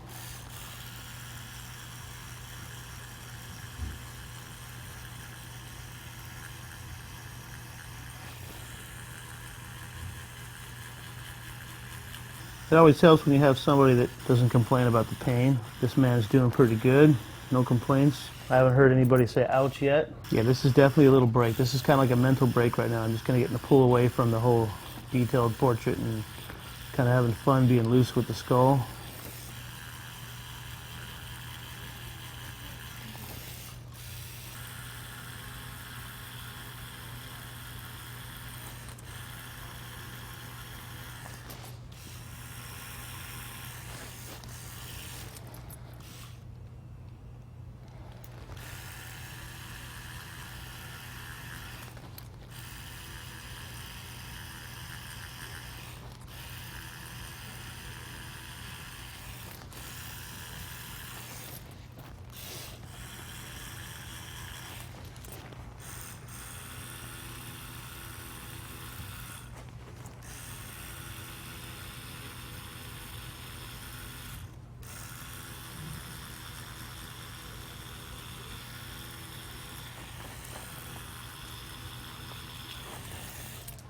What's going to really make this skull pop is when I add the white. It's going to really pop out.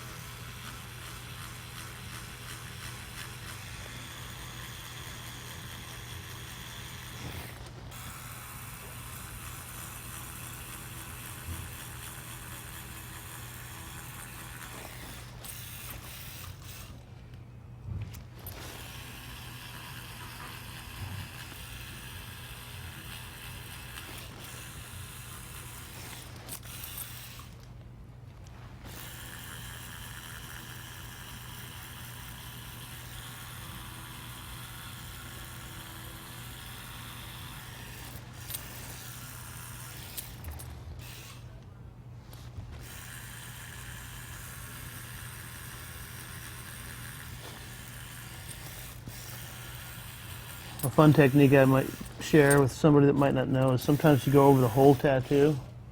Part of making the tattoo look super realistic is how every part of the skin is touched with some kind of gray. So sometimes grazing over the whole thing makes it in the end look super soft and really portrait style.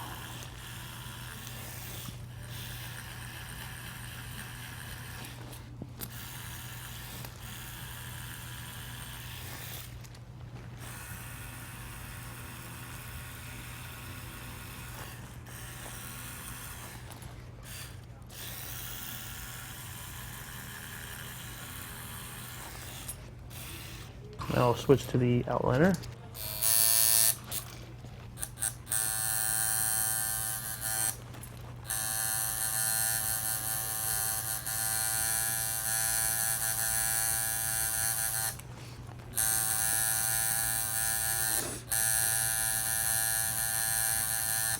This is like a 100% black right here. Just kind of going in there, getting the detail in.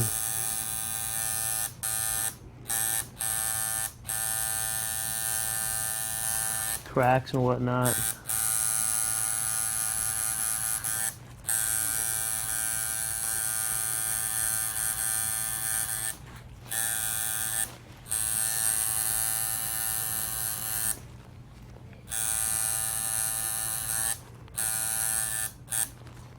Little pits like this is just stuff that's funner to do with the outliner machine.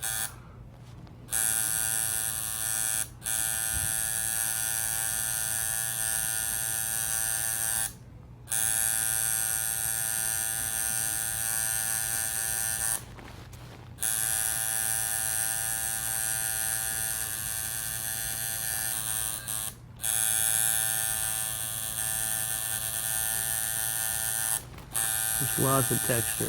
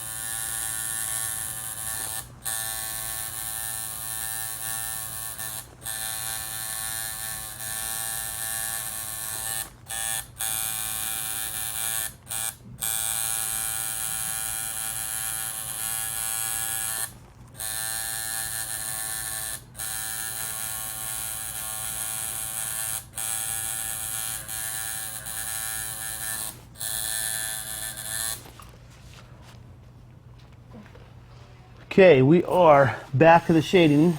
We're going to knock out to the rest of his coat, and then we're going to work our way up to his hands, and then his face. Last part for the black and gray before we do the white.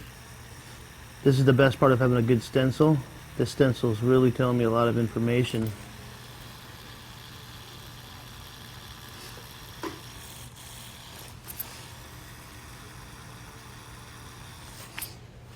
Another aspect to think about when you're doing a portrait is, you don't really want to do it just for the money. You don't really want to get into portraits just for the money, because I don't think you'll ever grasp the right way to do a portrait if that's your motivation. Although, if you ever do get to the point, which is very possible, to master portraits, you should definitely be charging a good amount of money for the portraits. They're really hard to do. It's more of a specialty field, and a lot of the guys that do portraits and do it well charge up to $1,000 or more to do them right. So you're giving these people something that's virtually priceless. If you can pull off a portrait like you're supposed to, you're giving them something that's more than a tattoo. It's more of a gift at that point.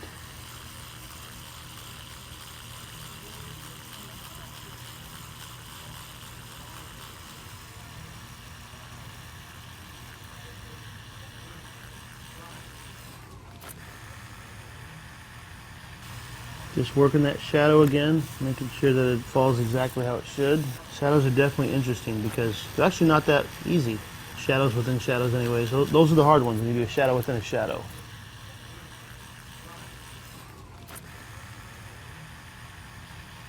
Just working that shadow again, making sure that it falls exactly how it should. Shadows are definitely interesting because they're actually not that easy to do it right.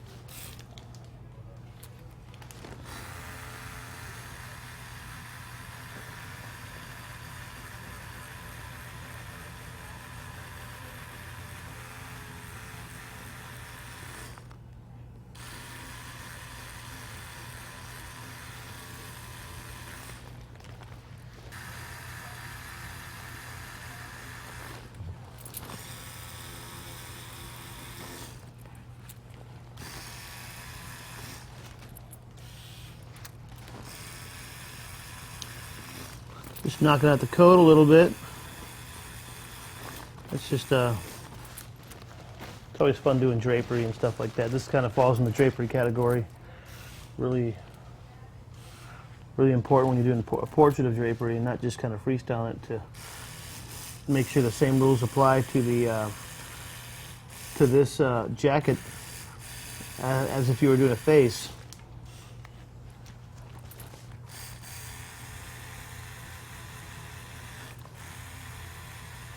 You'll basically look at the reference and see that even though he probably has a black coat on, just the way the picture's taken, it's going to be 3D looking, so therefore it'll sort of look gray.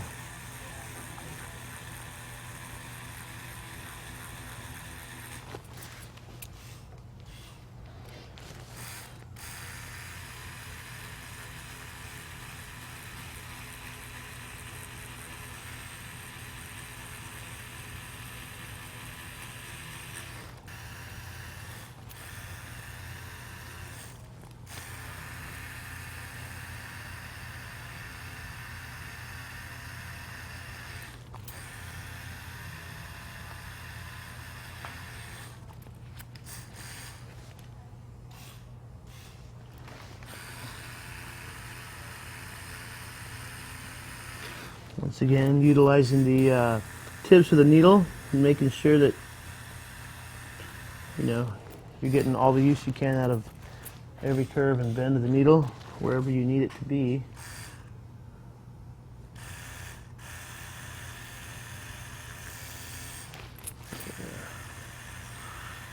I'm having fun with this portrait. It's just got a lot of fun elements to it.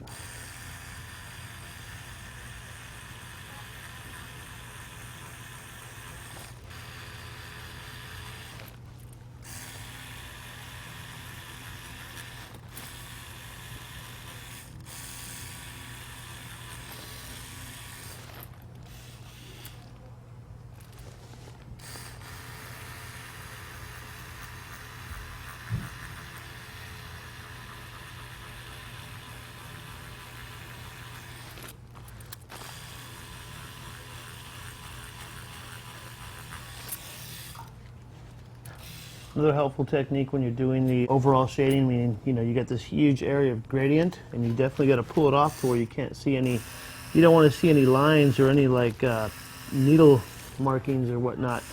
You want the goal of every portrait artist is to make it as smooth as possible. One of the ways I do that is, what I like to do is kind of graze over the whole thing with a really light gray. It kind of opens up the skin a little bit.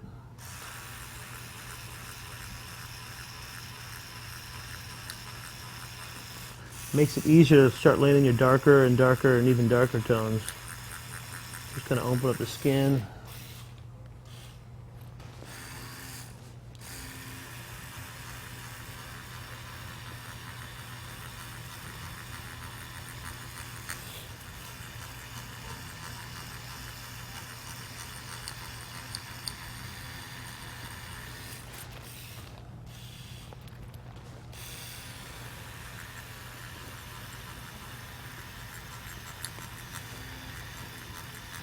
Just kind of switching it up every time you go over it, you go over it that way. Now you're going over it this way.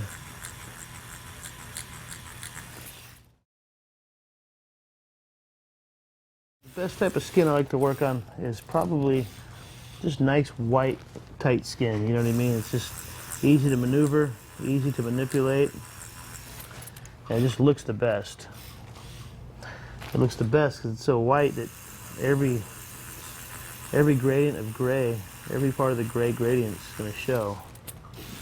The darker the skin is, the less you could really get into the light grays, so you got to rely on your darks. You have to rely on your dark tones to really pull out the portrait. You kind of have to approach it a little bit different. So the lighter the skin is, the easier it is to work a portrait.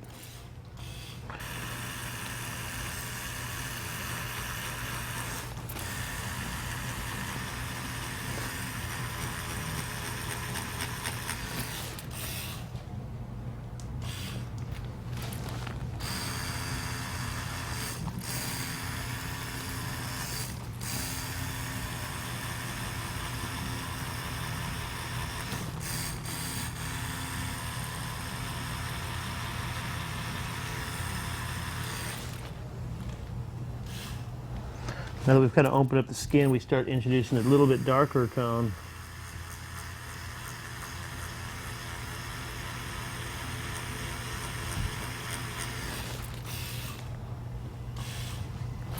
Starting to pull this together and make it look like a really true coat, a darker coat. A lot of times you don't want to do it too light, otherwise it's not going to look correct. But he does have a dark gray coat, possibly black it looks like. Always want to keep that in the back of your mind, how it's supposed to look, so that you don't go too dark.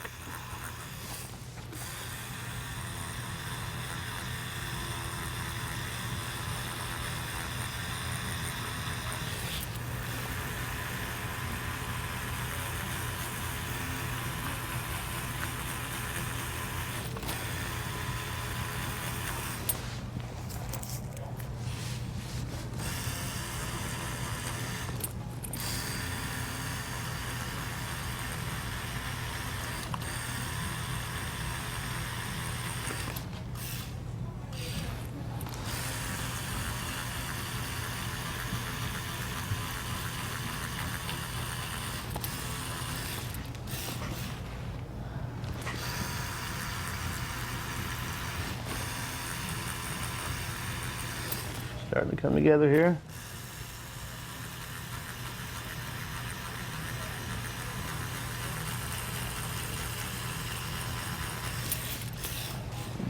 Going over these buttons just to give them kind of a tone too.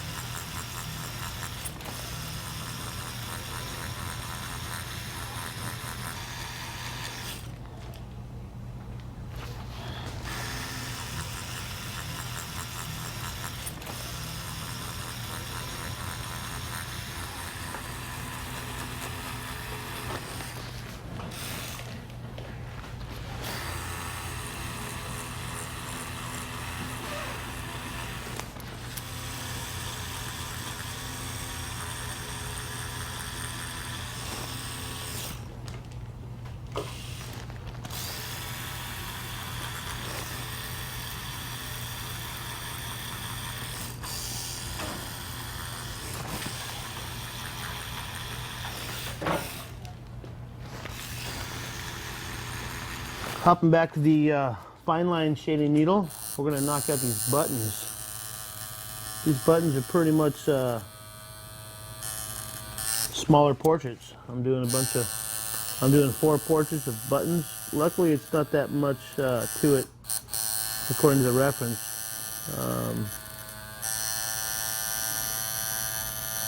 A lot of times when you stare at a portrait and you're doing a portrait and you see buttons or a necklace, it's just a couple strokes of the needle to make it look like the picture.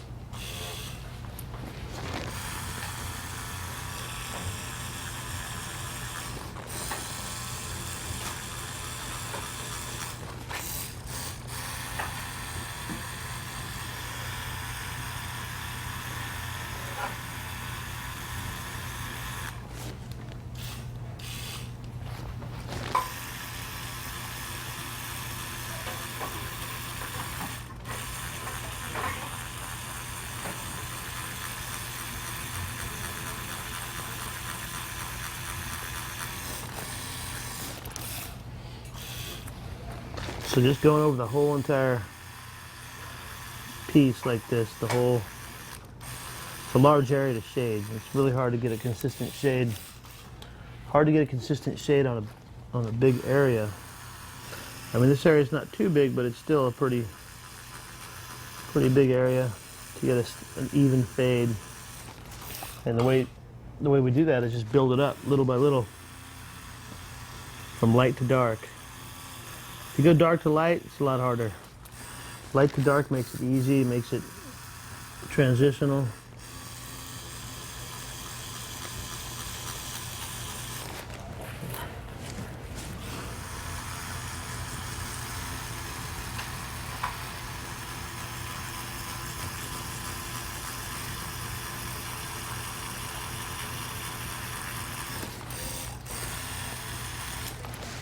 One of the best ways to learn how to do portraits, it's kind of a trick.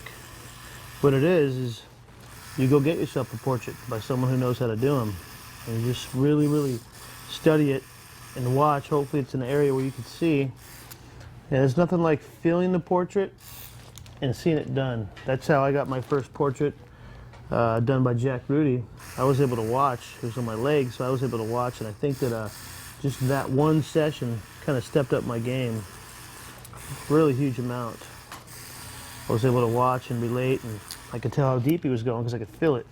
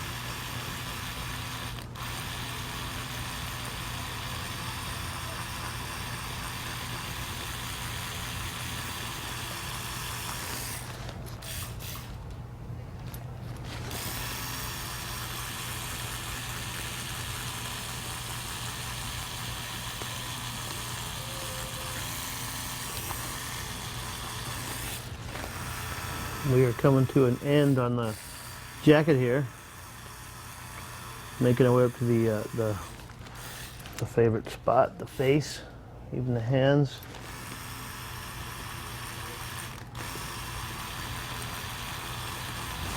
Oh yeah, we're getting close. The collar of the shirt, same thing with the other collar, just making sure that you don't do it too white, or too dark actually. Leave it white, let it breathe. And my reference, all I have is just a little bit of shading right there in the tip. That's about it. Really nothing else.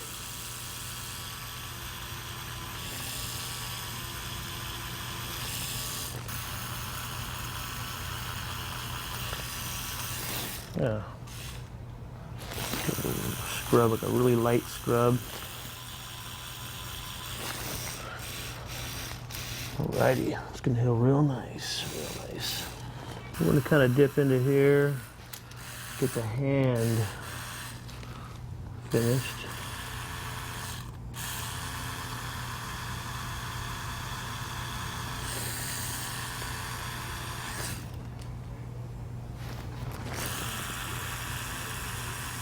We're using that technique where we're using the tip of the needle.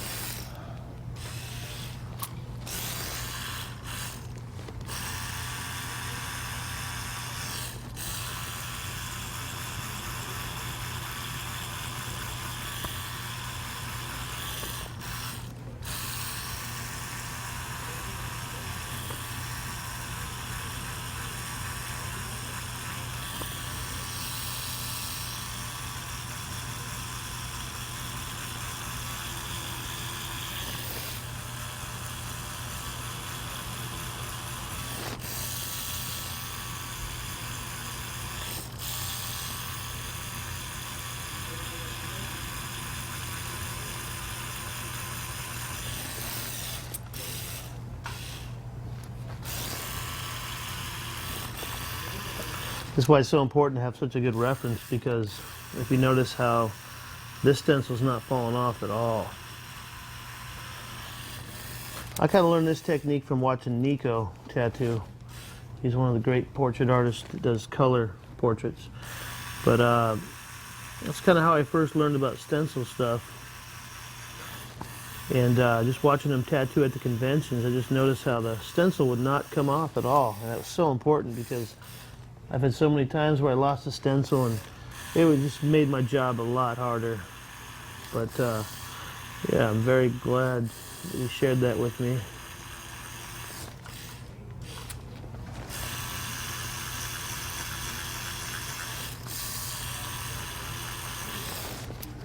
I'm going to go ahead and change to my outliner and just knock out some really tight detail.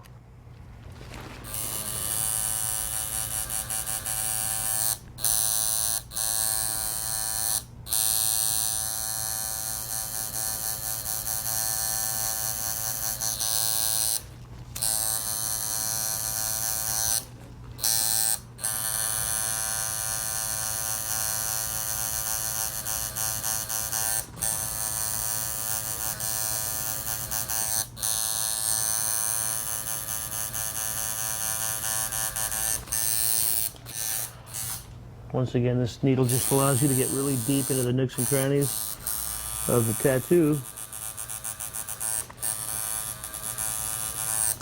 And really, there's only two reasons why somebody wouldn't do this. Because, you know, they're just lazy-minded, like I used to be when I first started. Or they don't know. So now that you know, you got no choice but to do this every time. And this goes for every tattoo. You know, you just want to make sure you get in there, whether it's with the outliner or whether it's with the shader. You just want to go in there and just get the detail.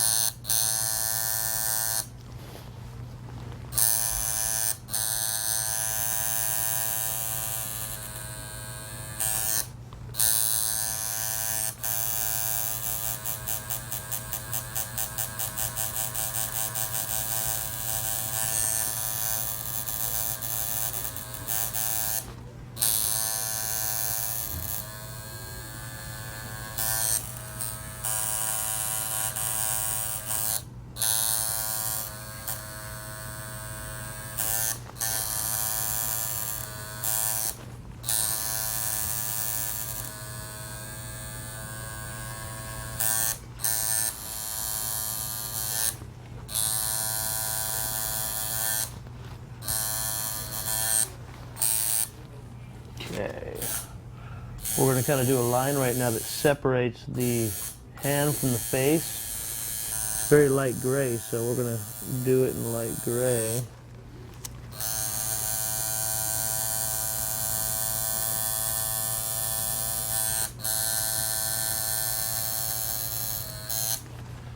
The intensity of the black that I'm using right now, especially for that line we just did, right over here, it's about a 50%. Just enough to kind of lay down the roadmap. And then we're going to switch back to the shader.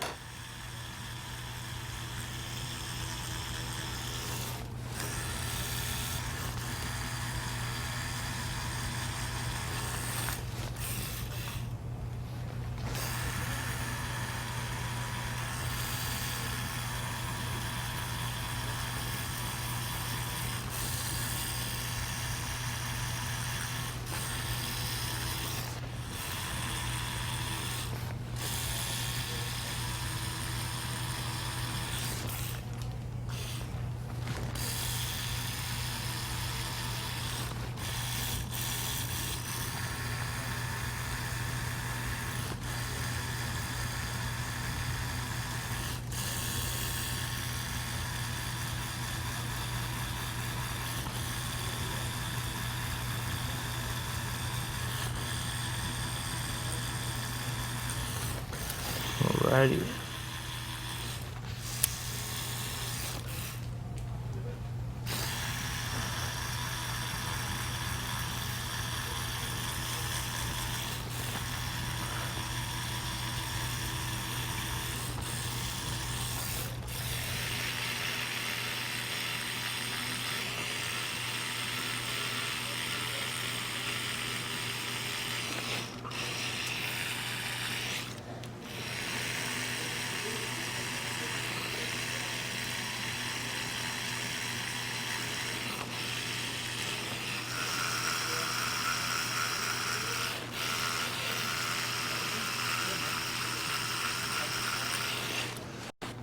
Okay, we finally landed ourselves on the face. I'm going to just start with the ear and then switch needles.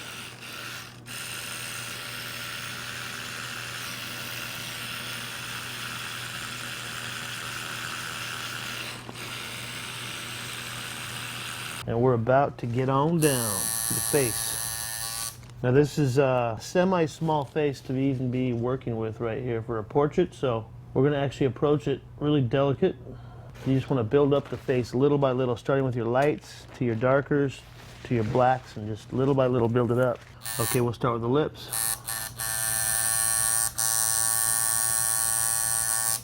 Keeping in mind you're just following that same thing I said over and over again.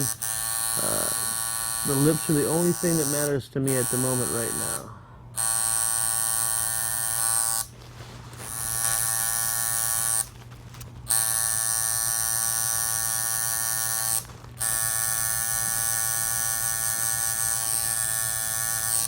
I'm going to kind of approach the face the same way we approach the cognac glass.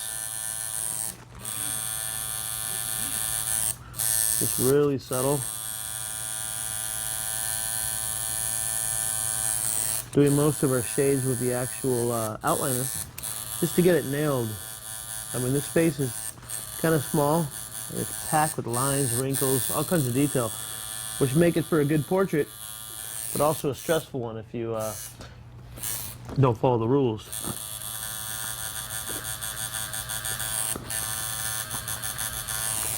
Me in general, I like to do my face last because it's where I need the most concentration.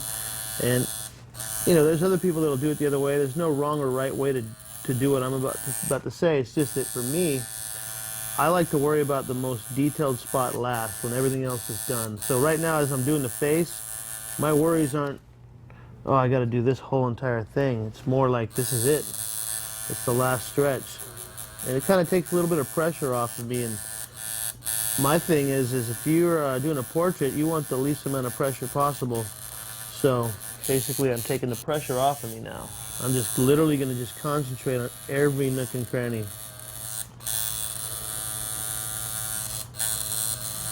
Now, earlier when I talked about looking back and forth at your reference, It doesn't get more detailed than the face. When you're doing a face, that's when you really have to use those rules.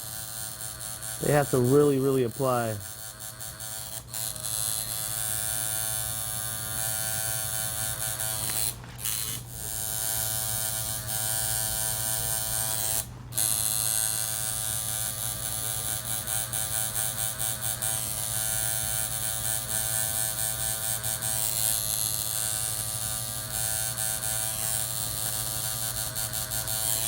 Okay, this is the 50% right here. Now when I do portraits, what I like to do, and like I said, my way isn't the only way. There's a bunch of ways to do it, but my way is what I like to do. And what that way is I like to complete the mouth, the nose structure, the eyes, and then I like to do all those things with my liner.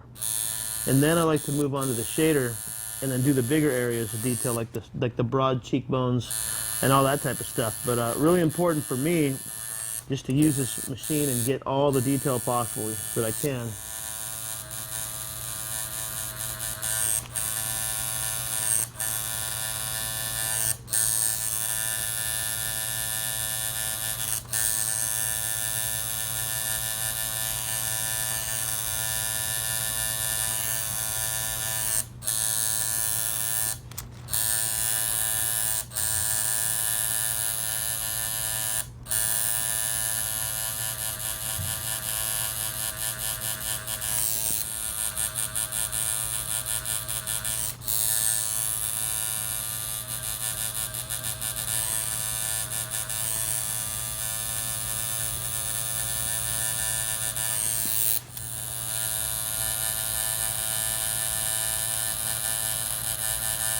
For everyone who's ever trying to do a portrait and trying to get better at it, you got to realize you're always going to be learning how to do better. I mean, I got tattooed by Bob Tyrrell recently, and I learned a lot on portraits, you know.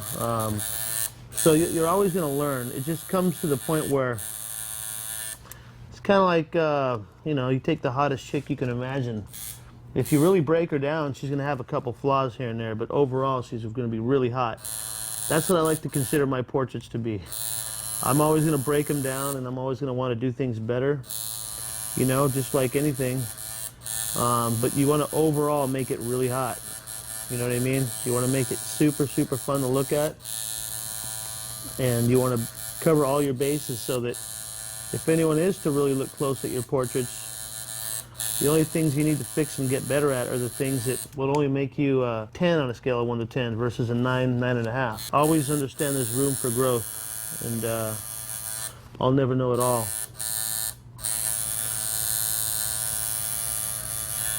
This portrait right here is probably falls into the category of difficult. And what I mean by that, I'll break it down. It's difficult because it's time consuming. It's got so many different elements that, you know, it's just a time consuming piece. It's got hands, glass, skeleton, face, jacket, you know, fingers, buttons, so it's really detailed. It's really a tough portrait to do, but at the same time, it's just a great portrait to learn from. Really, really great portrait to learn from. But yeah, so overall, this is you know, a semi-difficult portrait. I mean, they're all hard. Price-wise, a portrait like this, you know, could run you, you know, $1,000, you know, easy, maybe $1,500, depending on how big you're doing it. That's why it's really important to really master these portraits so you can get people knocking on your door wanting to pay you the money you deserve. The eyes are like the rims in a car. You have them, you nail the eyes and you're going to nail a really good portrait. It's just one of those things where the eyes are so important. It gives it life.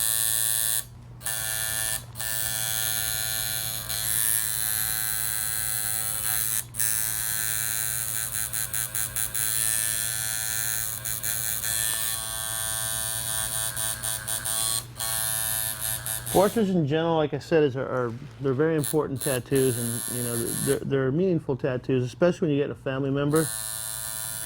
You know, people that generally come to me for a portrait, they want you know, a family member, like a kid or a deceased loved one.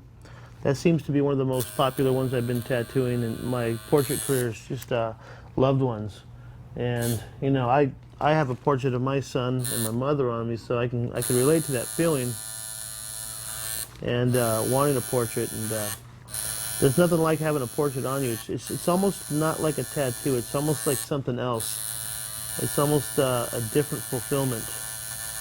Not to mention, you know, having a good portrait on you. You'll have an old lady stop you at a grocery store that never liked tattoos before, but you'll just kind of change her mind about the whole tattoo, just from having a portrait, because it's just so interesting to see a really nice portrait being done. It just looks nice. Every now and then I get lucky and I get to tattoo a celebrity or a musician, like Fieldy, who's turned out to be a pretty nice guy and friend and lives close to our shop. But he's allowed me to do some of my favorite portraits on him, some Bernini portraits and Jesus portrait and a Mother Mary portrait.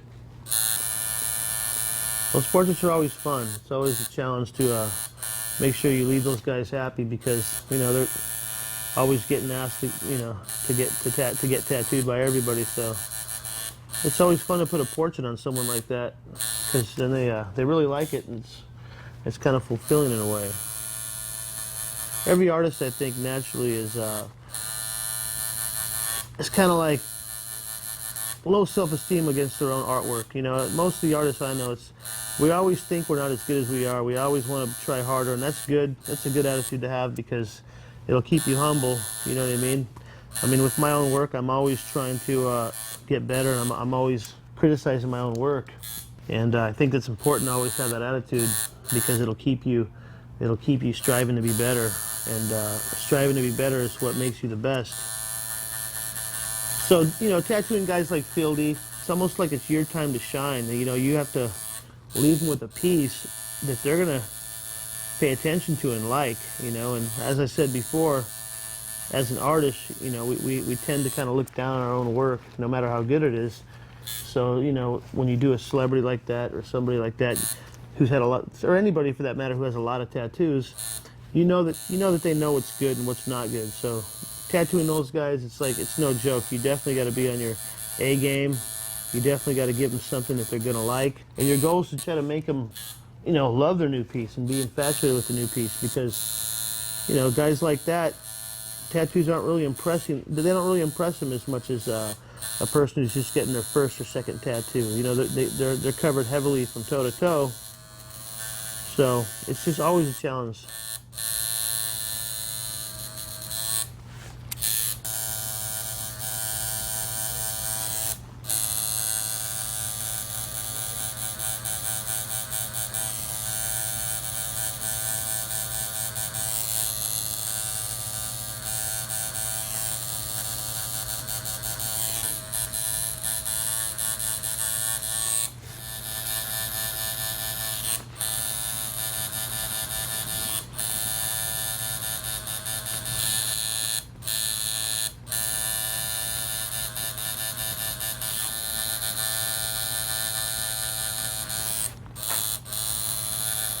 Okay, switching back into the shader, I've kind of worked the tight areas enough to where I'm ready for the shader to start knocking out some of these bigger detailed areas, like the face, hair, and forehead and things like that.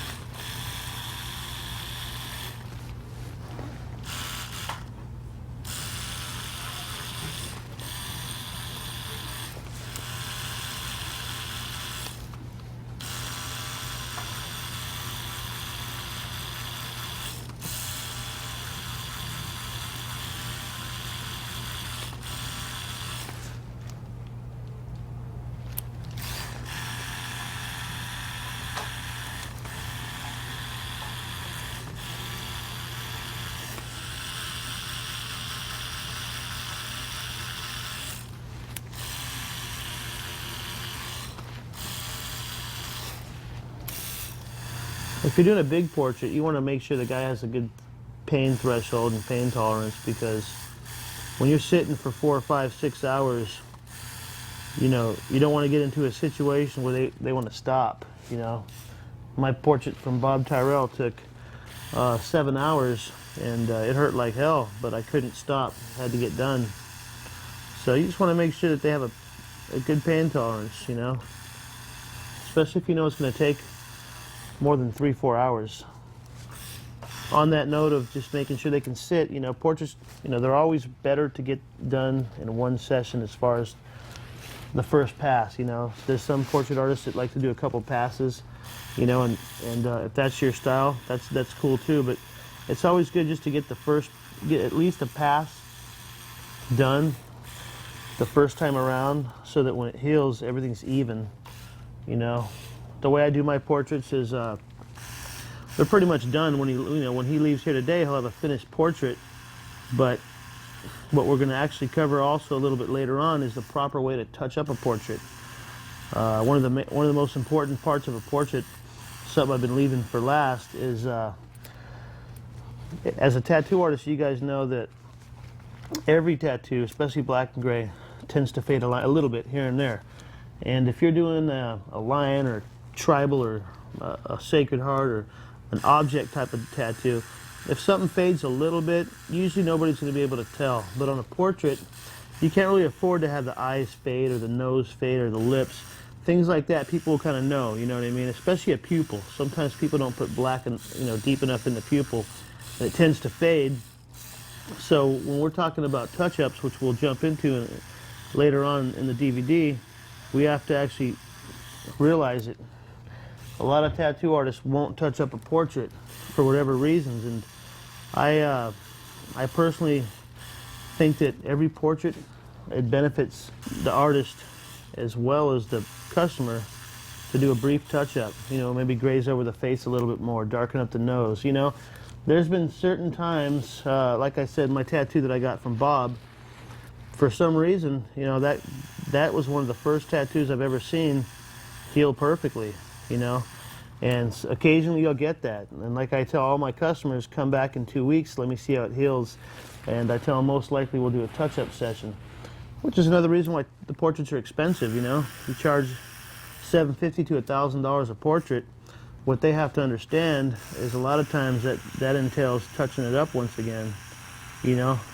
I'll spend another hour on this portrait 3 weeks from now. But yeah, overall, I really think it's important to touch up portraits. I don't see any reason why an artist wouldn't touch up a portrait, unless they're like Bob and they can just nail it first time, you know. And that has a lot to do with, of course, technique. But then a lot of times, you know, sometimes people's skin just won't take the tattoo as well as others. So, like I say, it's always beneficial to tell your customer that your portraits are going to include a touch-up session, which also justifies the price once again. You know, you're charging a lot for a portrait. You let them know that you're going to have to touch it up again. It's almost like a second session. You know, a lot of times it's the customer's fault if they went swimming or whatnot, and if you have any proof of that, you make them pay a little bit more. But overall, your reputation's on the line, so why wouldn't you want somebody out there walking around with a perfect tattoo that you did to get you more customers? You got to look at the long run. If your tattoo's fading, which is a #1 problem with portrait artists, if your tattoo's out there and it's fading, and somebody happens to look at it, you'll never know what they're thinking in their head. You'll never know that they didn't want to come to you because it was faded, and they don't want a faded tattoo. On the other note is, if that same person sees your tattoo and you happen to touch it up and it looks perfect, now you have another customer. So you just want to always act like whoever's sporting your pieces is going to potentially get you more customers and build up your reputation around town in the tattoo industry. Guys like Bob Tyrrell and Jack Rudy and Nico and Mike DeVries, all these portrait artists, they work hard to get the reputation that they have. You know, it takes 10 to 20 years to make an overnight success, as I heard put it best one time. So these guys are popping up on the scene with these portraits and stuff. A lot of hard work goes into making this happen. All it takes is a little bit more time and a little bit more patience to secure your reputation in the industry as being one of the best.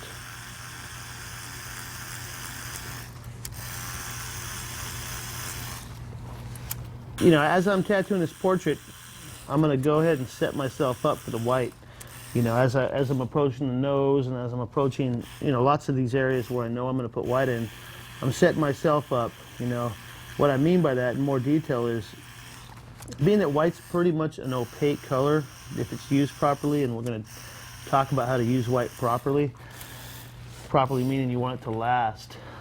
You know, you want to set yourself up by having background, darker background where you know there's going to be whites, just so you could make it pop more.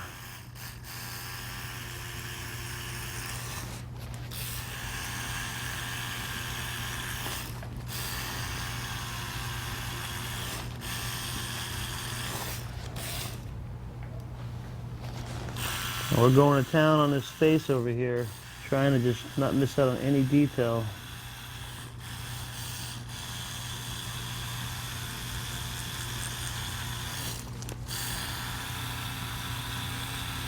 Getting every wrinkle in there you see.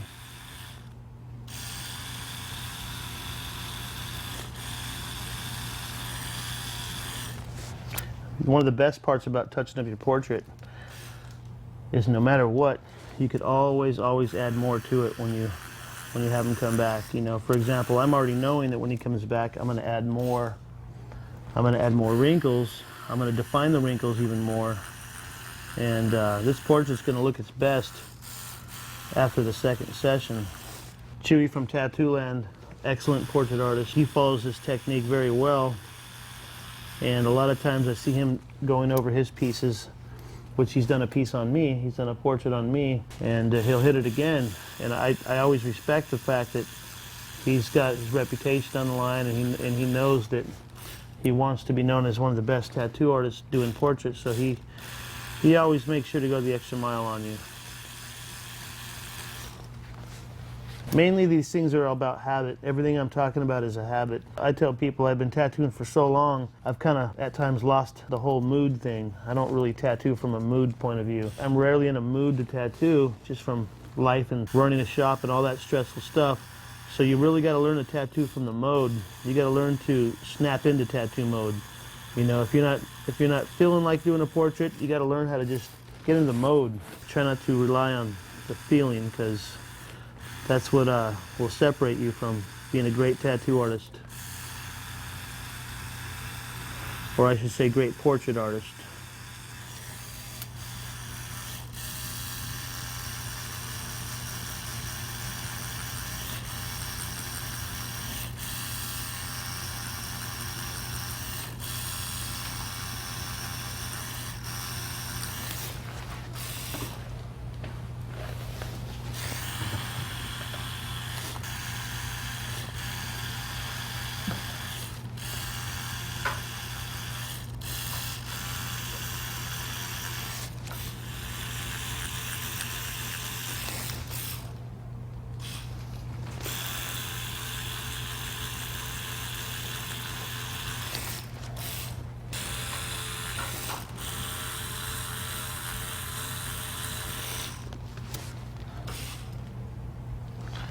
Another technique really quick on foreheads, especially ones with texture and wrinkles, is it's always good to shade the forehead in a direction of the wrinkles. When it heals, it just seems to flow better. It's good to do that with a wash of about a 30% black. Then maybe follow it with a 40 to 50%.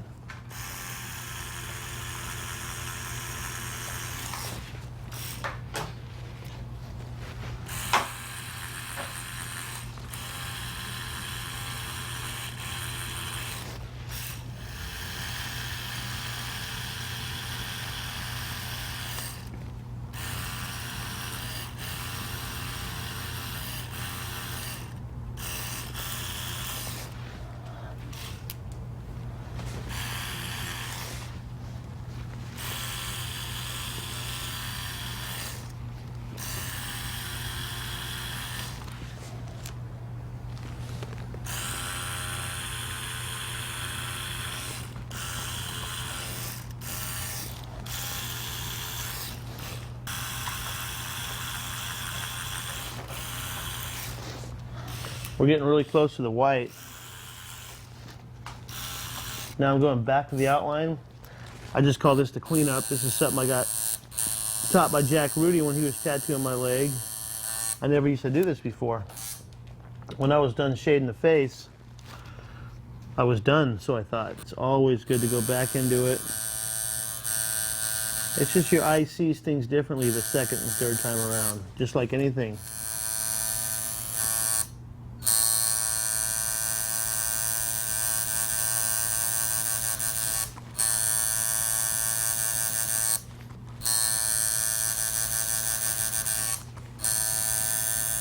Get to really concentrate on the wrinkles this way as well.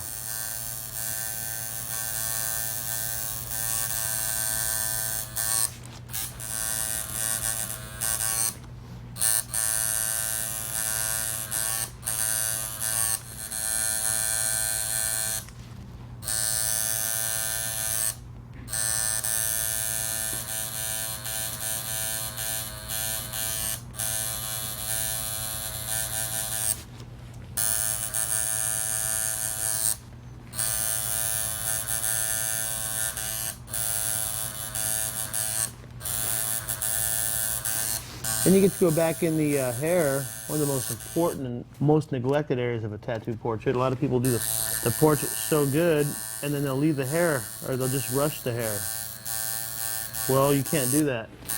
You got to pay attention to the hair just like anything else. I think, me personally, hair is one of the main things I'm fascinated with. I think a lot of people look at that stuff. They look at all the details. So it's just real important to go in there and capture it all. Luckily, in my case, I don't have too much hair on him. So it's pretty basic on Alfred Hitchcock here.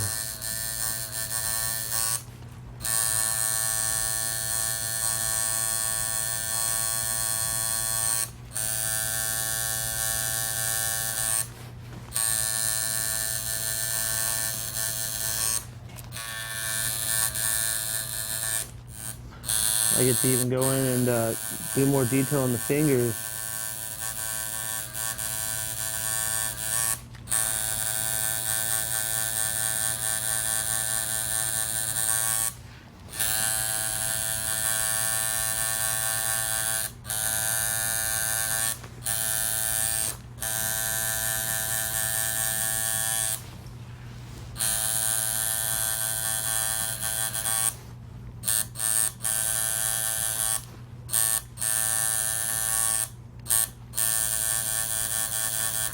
So you get to go in there and just add more detail. And there's nothing wrong with adding a lot of detail. You only want to add what you see. So when you're taking your time adding detail, just make sure it's there. Make sure you're not falling into freestyle mode, I call it.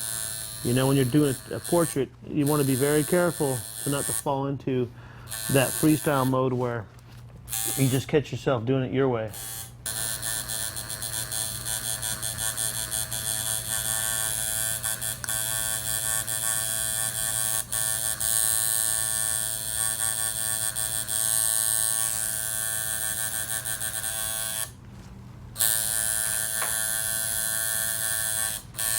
We're coming to my favorite part of portraits, the white.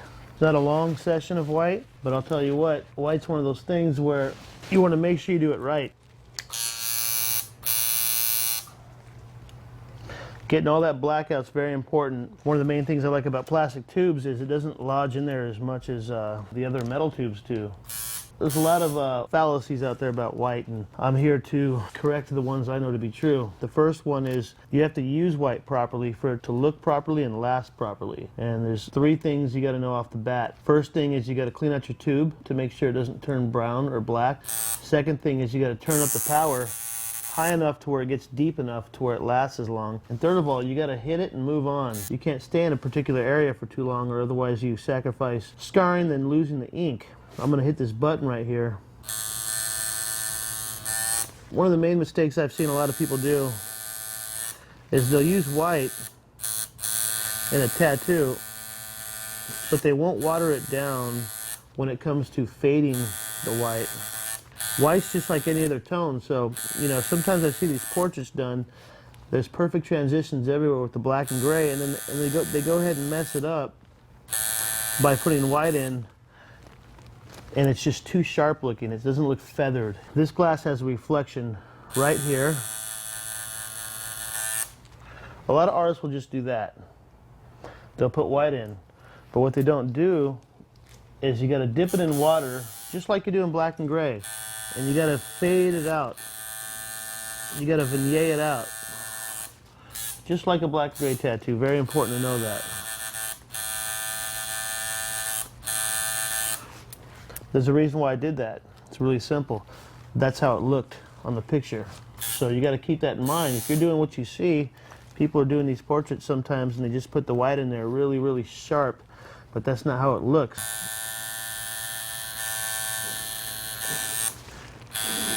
Making sure that it's deep enough, and keep in mind you want to shade the white in. How I'm doing it right now, I'm shading it in. I'm shading it in.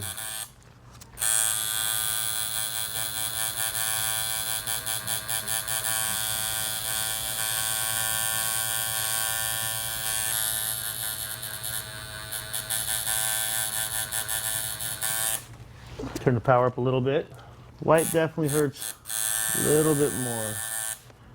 And keep in mind when you're doing white, you got to be sensitive to the fact that, you know, one of the main reasons why it doesn't stay too is because they overwork the white in an area that's already been worked to the point where it's almost overworked with the black and gray.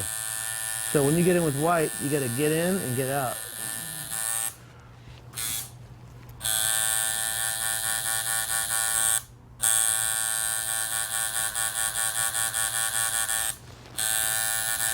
So you're putting your white in really deep, and you're going and getting water, and you're fading it out.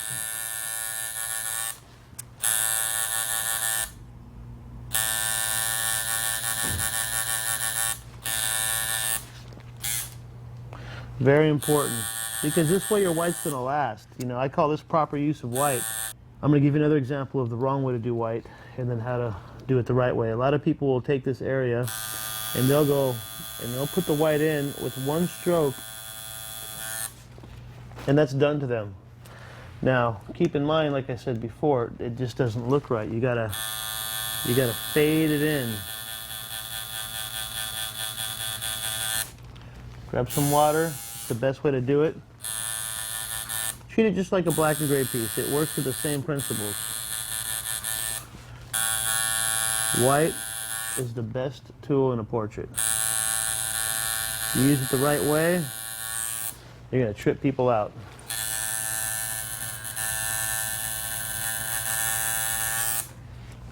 Let's hit this bottom. This is really going to pop. It almost doesn't even look like a cup until I put the white in there, or a glass cup, I should say.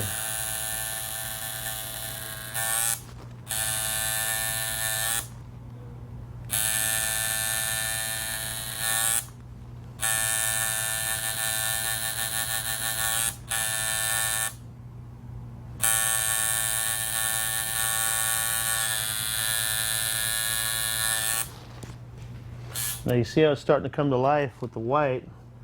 Keep in mind I'm going pretty deep. I'm making sure that it's in there. You know, people say, oh, white doesn't last. Well, what do they mean? Black doesn't last, I can tell them. When you put pitch black in there, how come when it heals, it's not as pitch black as when you first put it on?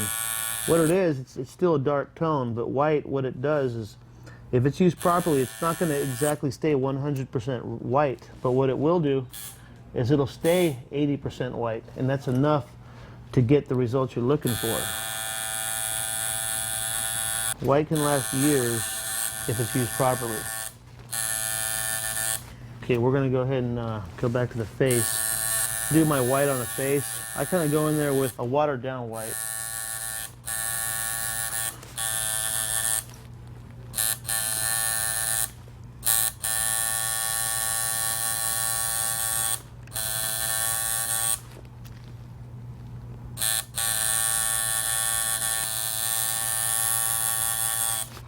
You want to just be careful not to make them look like they're sweating, you know? So you want to just go in there really subtle. Keeping in mind, you gotta remember how it's going to heal.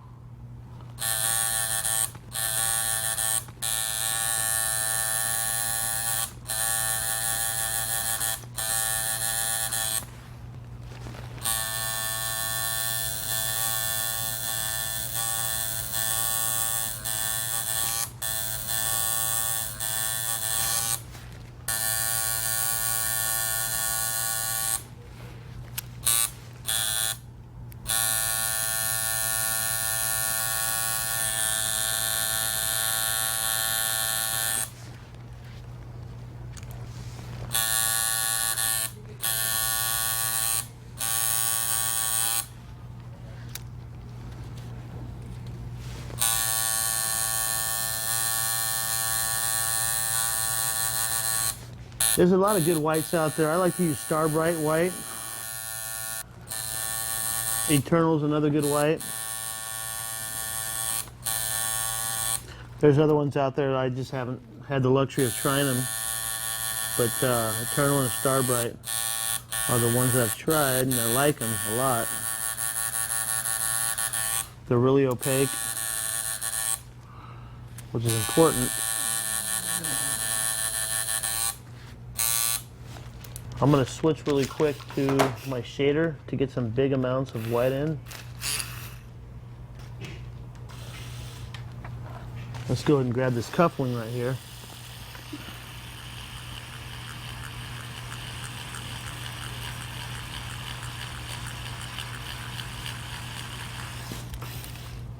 And then we go in with the water just to wash it. Remember, we want gradients with white. White's such an important color to not screw up. One of the easiest things I can tell anybody is just to water the white down. What I mean by water is not putting water in the white, but you dip it in the white. You place it in the skin where you need to, you work it. Right when you need to blend the white into the skin, you come back and you dip it in the water a couple times. And then you bring it back with the watered down white and kind of graze it together, making it look more realistic. We're going to get right in there with the white. This is pure white, no water yet. We're kind of scooting it out. I'm going to dip back in the water, and we're going to go ahead and, just like it was black and gray, we're going to wash it into the roundabout of the sleeve. And I'll tell you what, this will last forever, meaning it'll always transition well. You'll always notice a lighter color. And like I tell people that tell me that white's not going to last, I tell them, of course they're right. The white's not going to stay white, 100% white. But what it's going to do is it's going to always be seen. You'll always notice the white.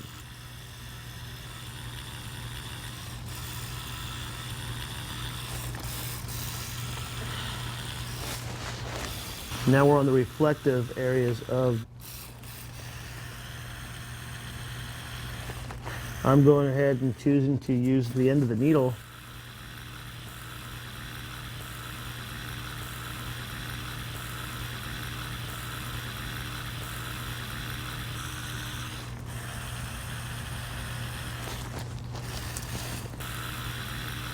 I don't know anybody who could tell me that doesn't look better than if I didn't use white.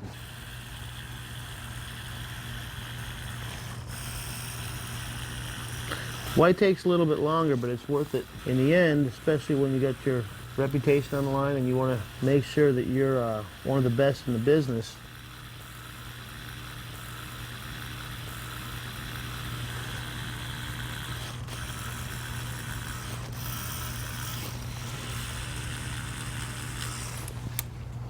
We're pretty much getting to the closing parts of the white. We're going to go ahead and get the skull. I'm choosing to come in with a texture-like technique.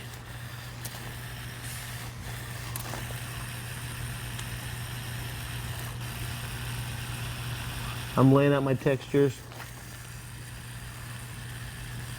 Then I'm going to dip into the water and come back over it and kind of soften out those textures.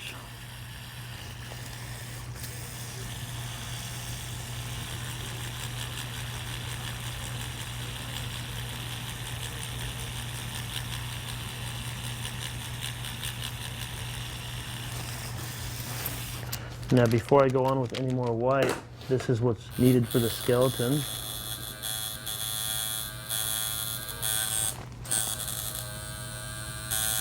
Now you're putting this white in. It's looking like it needs to be washed, wouldn't you say? Now we're going over it with watered down white. We're just going to wash it into the tattoo so it doesn't look so scary and so thick and so heavy. We want to let the white breathe a little bit.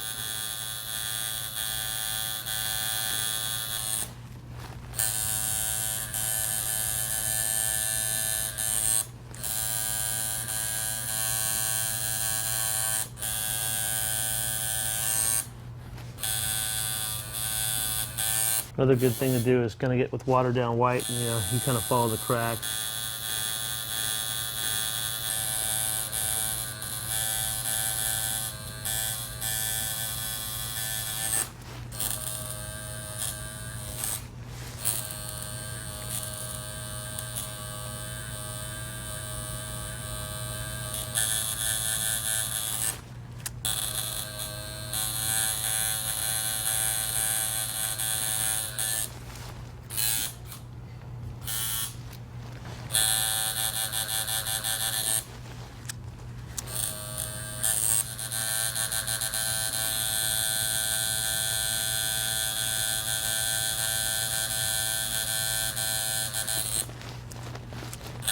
A little bit of reflection in the teeth.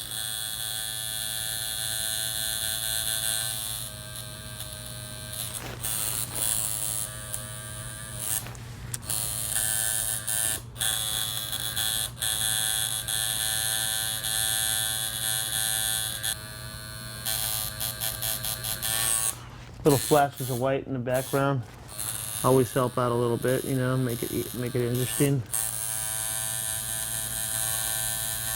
On the touch-up session, I'm going to add a little bit more white even, just to make it even more interesting. That's the good thing about touch-up sessions during portraits. There's always so much you can do. If you're somebody like me that doesn't do tattoos or doesn't do portraits just for the money, you're able to have fun with it and you're able to say, I'm finished. I like to go over it with a little bit of alcohol and a little bit of soap just to kind of get that last dot of stencil stuff off. You know, there's a little bit of purple showing through still because that stuff, like I said earlier, it works. But as far as I'm concerned, stick a fork in it because you're done. Okay, it's been 3 weeks since we last tattooed, so we're going to go ahead and go in today and touching up the portrait. 3 weeks to a month is generally what I like to give for the tattoo to heal properly. So once it heals properly, it's time to get in the skin. I mean, you got to make sure the skin's healed so that when you go into it, it doesn't cause further damage or further scarring. Now I'm going to show you guys a couple techniques that I like to use to touch up the portrait. So one of the things we want to look for before you start the touch-up is to make sure that there isn't any scarring, any noticeable scarring that's still healing, any shiny, stretchy skin that's still in the process of healing. As you guys know, that's something you don't want to go back into because it'll cause further scarring, permanent scarring actually. So just making sure the skin's flat, not shiny, not scarring, completely healed, no scabs of course, and just ready to go. Okay, I'm going to cover this tattoo and all the techniques for touching up in a way where I'm going to just go ahead and go from left to right, and I'm going to go ahead and explain as I'm working. So we'll go ahead and cover a bunch of areas. What we're going to do first is find out what's supposed to be pitch black, 100% black, and make sure that it is black by touching it up. And then also we're going to move on to what's supposed to be gray that might have faded a little bit. So always get your reference and, you know, have that on standby and really pay close attention. And I'm going to go ahead and start now. So I'm going to get into here where the black faded just a little bit. You know, I would say 100% is what we wanted. It probably faded to about 95. Part of having a perfect portrait is touching it up to where it is 100% of what you need, and it just makes it for a better portrait. After all, the goal is to make it look as real as possible, so a lot of times when you do a portrait and you see your customer and they go on their merry way and they never come back, sometimes you'll run into them later on, and every artist has that thought where they look at the tattoo and they know they could use a touch-up, but it all depends on two things really. It depends on what the artist is looking for as far as reputation. If he wants to go the extra mile to get a good reputation, he has to go the extra mile on his tattoos, and part of going the extra mile is touching up tattoos. You know, one of the reasons why we charge a lot for portraits is because we have to factor in the touch-up time. We don't charge them for it because, like I said, it's factored in the original price that should be at least $750, you know, so keep that in mind. Now as we get darker into here, I'm starting to notice that the hand faded a little bit, just a little bit. Some of the grays should be a little bit darker grays, so I'm going to go in there and make them happen. Very important as you're touching up to always refer to the reference. As you can see, it's starting to kind of come to life again. Certain things that faded, touching up brings back the contrast that we need. And you just want to gently work it in. You don't want to overdo anything. You just gently refer to your reference back and forth. We'll see what the final result is soon. In my cup, it faded. It's kind of about a 80% black in the bottom of the cup. It faded to about a 50 or 60. You almost want to scan the tattoo at the same time. One of the main key factors really is paying a close attention to detail. A lot of portrait artists instantly become 20 to 30% better just by following that rule. Paying attention to your reference and paying attention to detail. The good thing about that is it doesn't require learning how to do that. You know, we can talk about other techniques that take time to learn how to do and master, but paying attention to detail doesn't take time to learn. It just takes determination. It takes a thought pattern of just knowing you have to do it and doing it. Sometimes your mood can affect you're tattooing. But when you tattoo from the mode, kind of like a computer, you just do what needs to be done, you scan through it. All these contrasts we're hitting right now, it's really starting to bring it to life. Always remember, portrait tattoos need to be touched up, always. The only reason why I'm more prone to touching up portraits versus other tattoos is because we want it to fade the right way when it heals. The final result has to look like the picture, so touching up tattoos, portrait tattoos really helps with that. Make this pop a lot more by adding this dark tone, which is faded. And remember, fading has to do with a lot of things. It's not always the tattoo artist not doing the right job. Sometimes people's skin is different than others. The skin rejects the ink, some of the ink. The healing process, maybe, you know, we never know what our customers do once they leave the shop. But, you know, it doesn't really matter because your reputation's on the line. So whatever the case may be as to why it faded, doesn't really matter. You just got to know that it's faded, know how to fix it, and do it. And the benefits is them having the ability to show off a perfect portrait at the bar or at the next tattoo convention or wherever they're at. And in turn, that turns out to you getting more customers. One thing that's good to consider is some of you may need a third touch-up session. If you're not confident you can pull it off in 2 sessions, it doesn't hurt to go back and do another session. So now this glass is starting to pop like it's supposed to. It's looking more round and more shiny. Also, too, I'm noticing the jacket is definitely faded, so. Contrast is very important. Part of nailing that perfect contrast is in the touch-up, actually, because just when you think you got it down the first time around and it fades, it doesn't have the contrast that it should. Black's probably the most important color to pay attention to when you're doing touch-ups. You want to make the darkest tones that you need stay dark, because that's kind of what pushes every other tone off and sets every other tone off, is that blackest black. A lot of times I'll start a portrait and I'll do the hair first, or I'll do something that's completely black just to gauge all my other tones off of. You know, something like this, the bottom of the post here, it's like just me adding this black right there makes it rounder, and I'm going to come in here right about here. It's faded. It's sort of even toned throughout there, but on the picture it's not that way. So if I come in here, hit that really quick, I mean that little hit right there changes the look of it all.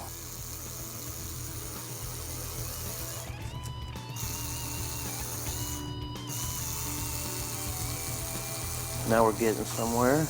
This I want to be perfectly black. It's sort of faded, but come in there with some pure black, set it off. See the contrast starting to pop now.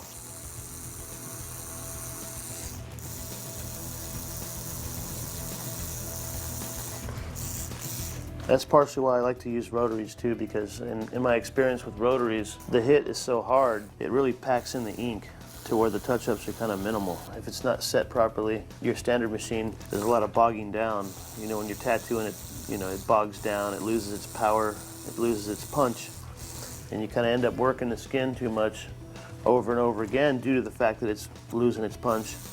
And you end up working the skin so hard that it rejects a lot of the ink. So these rotaries hit so hard that you can kind of get in and get out, minimal damage. Remember, the less damage you can do to put the ink in the skin, the quicker it'll heal and the less touch-ups you'll need. Sometimes these broad areas, they end up looking the same tone when it fades. So you gotta make sure it is a round object. So you gotta make it look that way.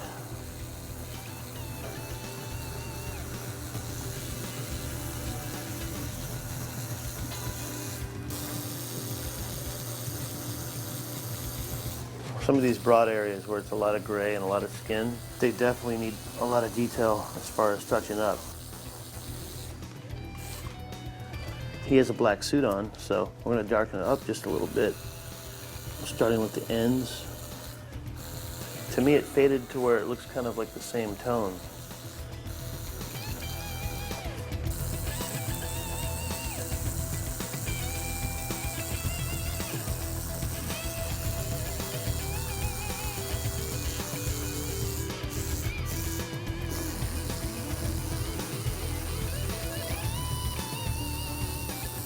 Now we're going to go ahead and jump back into this right here. This is pretty dark, but you know, faded just a tiny bit, just enough to where I'm not happy. I'm going to be picky with myself and just kind of scrub over the whole dark area with pure black again. Sometimes you don't realize how much it faded until you start scrubbing in the black and you start to compare it. The transition from the shadow of his jacket to his hands, little spots didn't heal properly, and it doesn't look right because the hand's kind of hiding within the shadows, so I'm going to graze over it a little bit.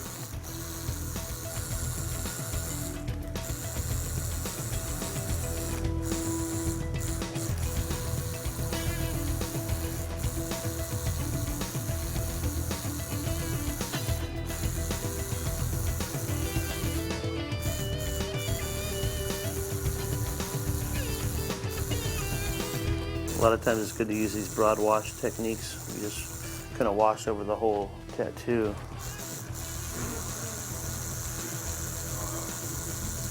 These types of areas right here are kind of tricky. It's really hard to notice the subtleties of how they barely didn't make the gradient we need. This area is a 50% or a 40% gray, and we want to bump it up 5 to 10%. That's kind of tricky. You just got to kind of keep testing consistency of the water and ink until you know you got it right, and then add that extra 5 to 10%.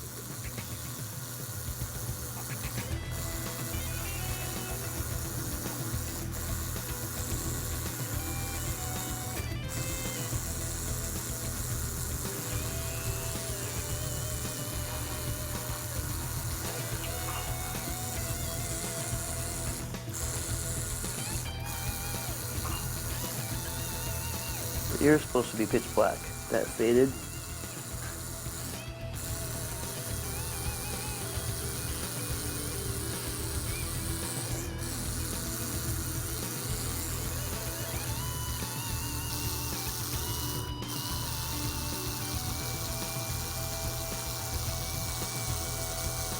Just barely the tip of the end of the glass side. Right here, his face blends right into his jacket. There's no contrast here. So I'm gonna go ahead and pick it up by darkening the jacket, which is what we need to darken.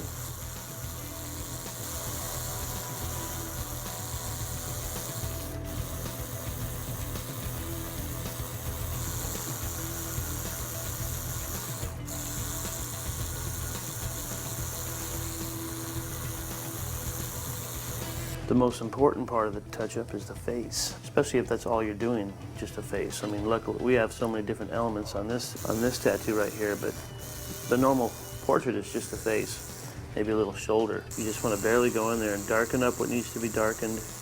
Usually on a face, your lights are already there. It's usually the darkest darks that fade and the in-betweens that fade.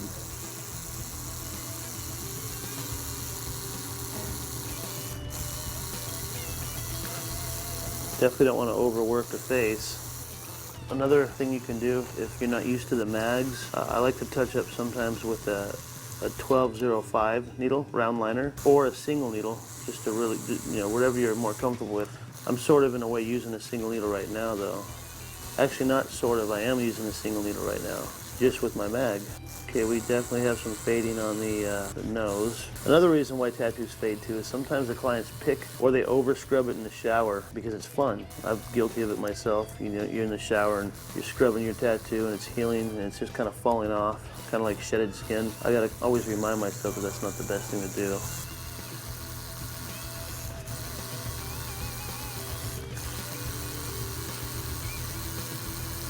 Get some texture in there.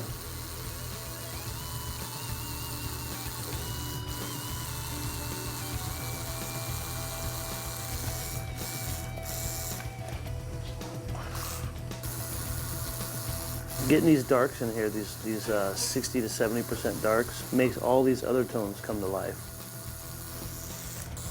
So it's starting to come to life even more with this. And this is basically that concept of playing with your contrast.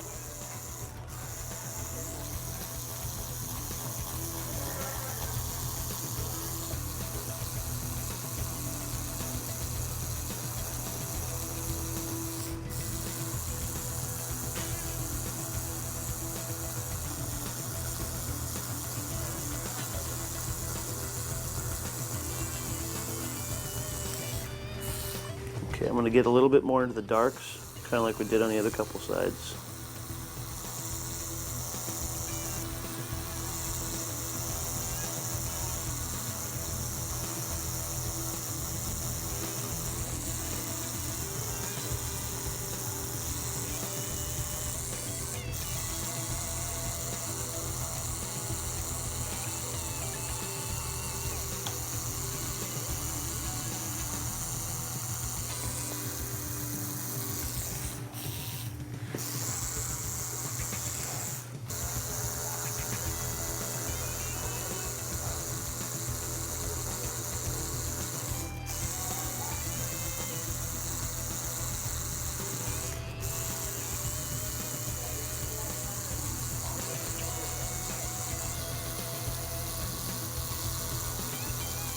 Sometimes just adding the blacks, you could almost get away with the touch-up being successful. It just kind of makes every other tone just pop out more.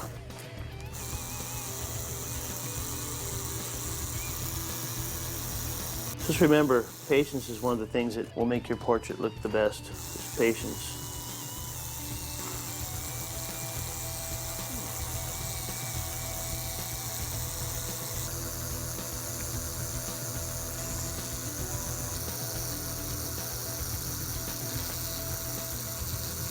So we're kind of winding it down, just kind of giving it that last little stretch.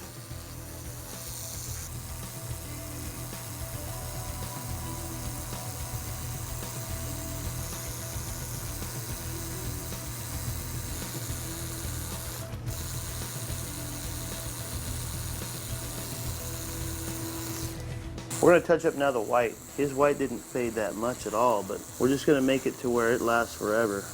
Just like the black, you don't have to get that extensive with the touch-ups. You just do what needs to be done.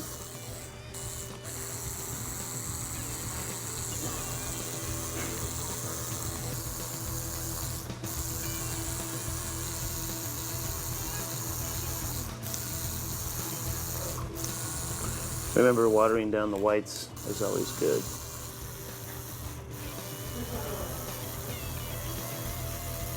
When this heals, the white's gonna look so white that it's just gonna pop the whole tattoo.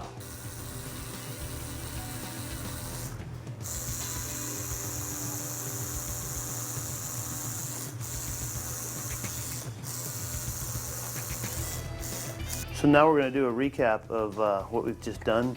Kind of go ahead and give it a little white down, and you do that last double check, just making sure you got it all. Sometimes you might have to grab the machine again.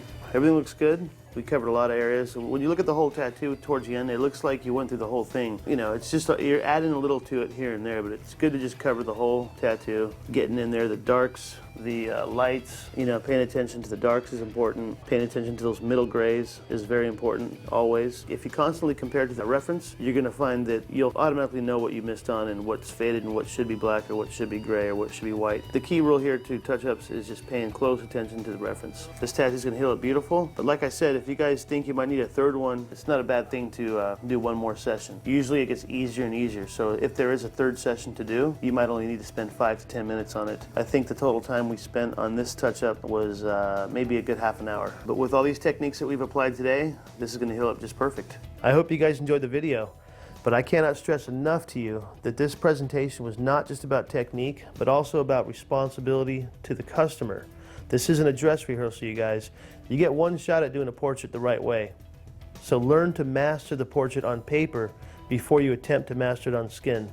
To see more of my work, go to www.francovescovi.com. Also there you'll be able to check out my new rotary tattoo machine that I designed. Thank you guys for watching, and may the force be with you.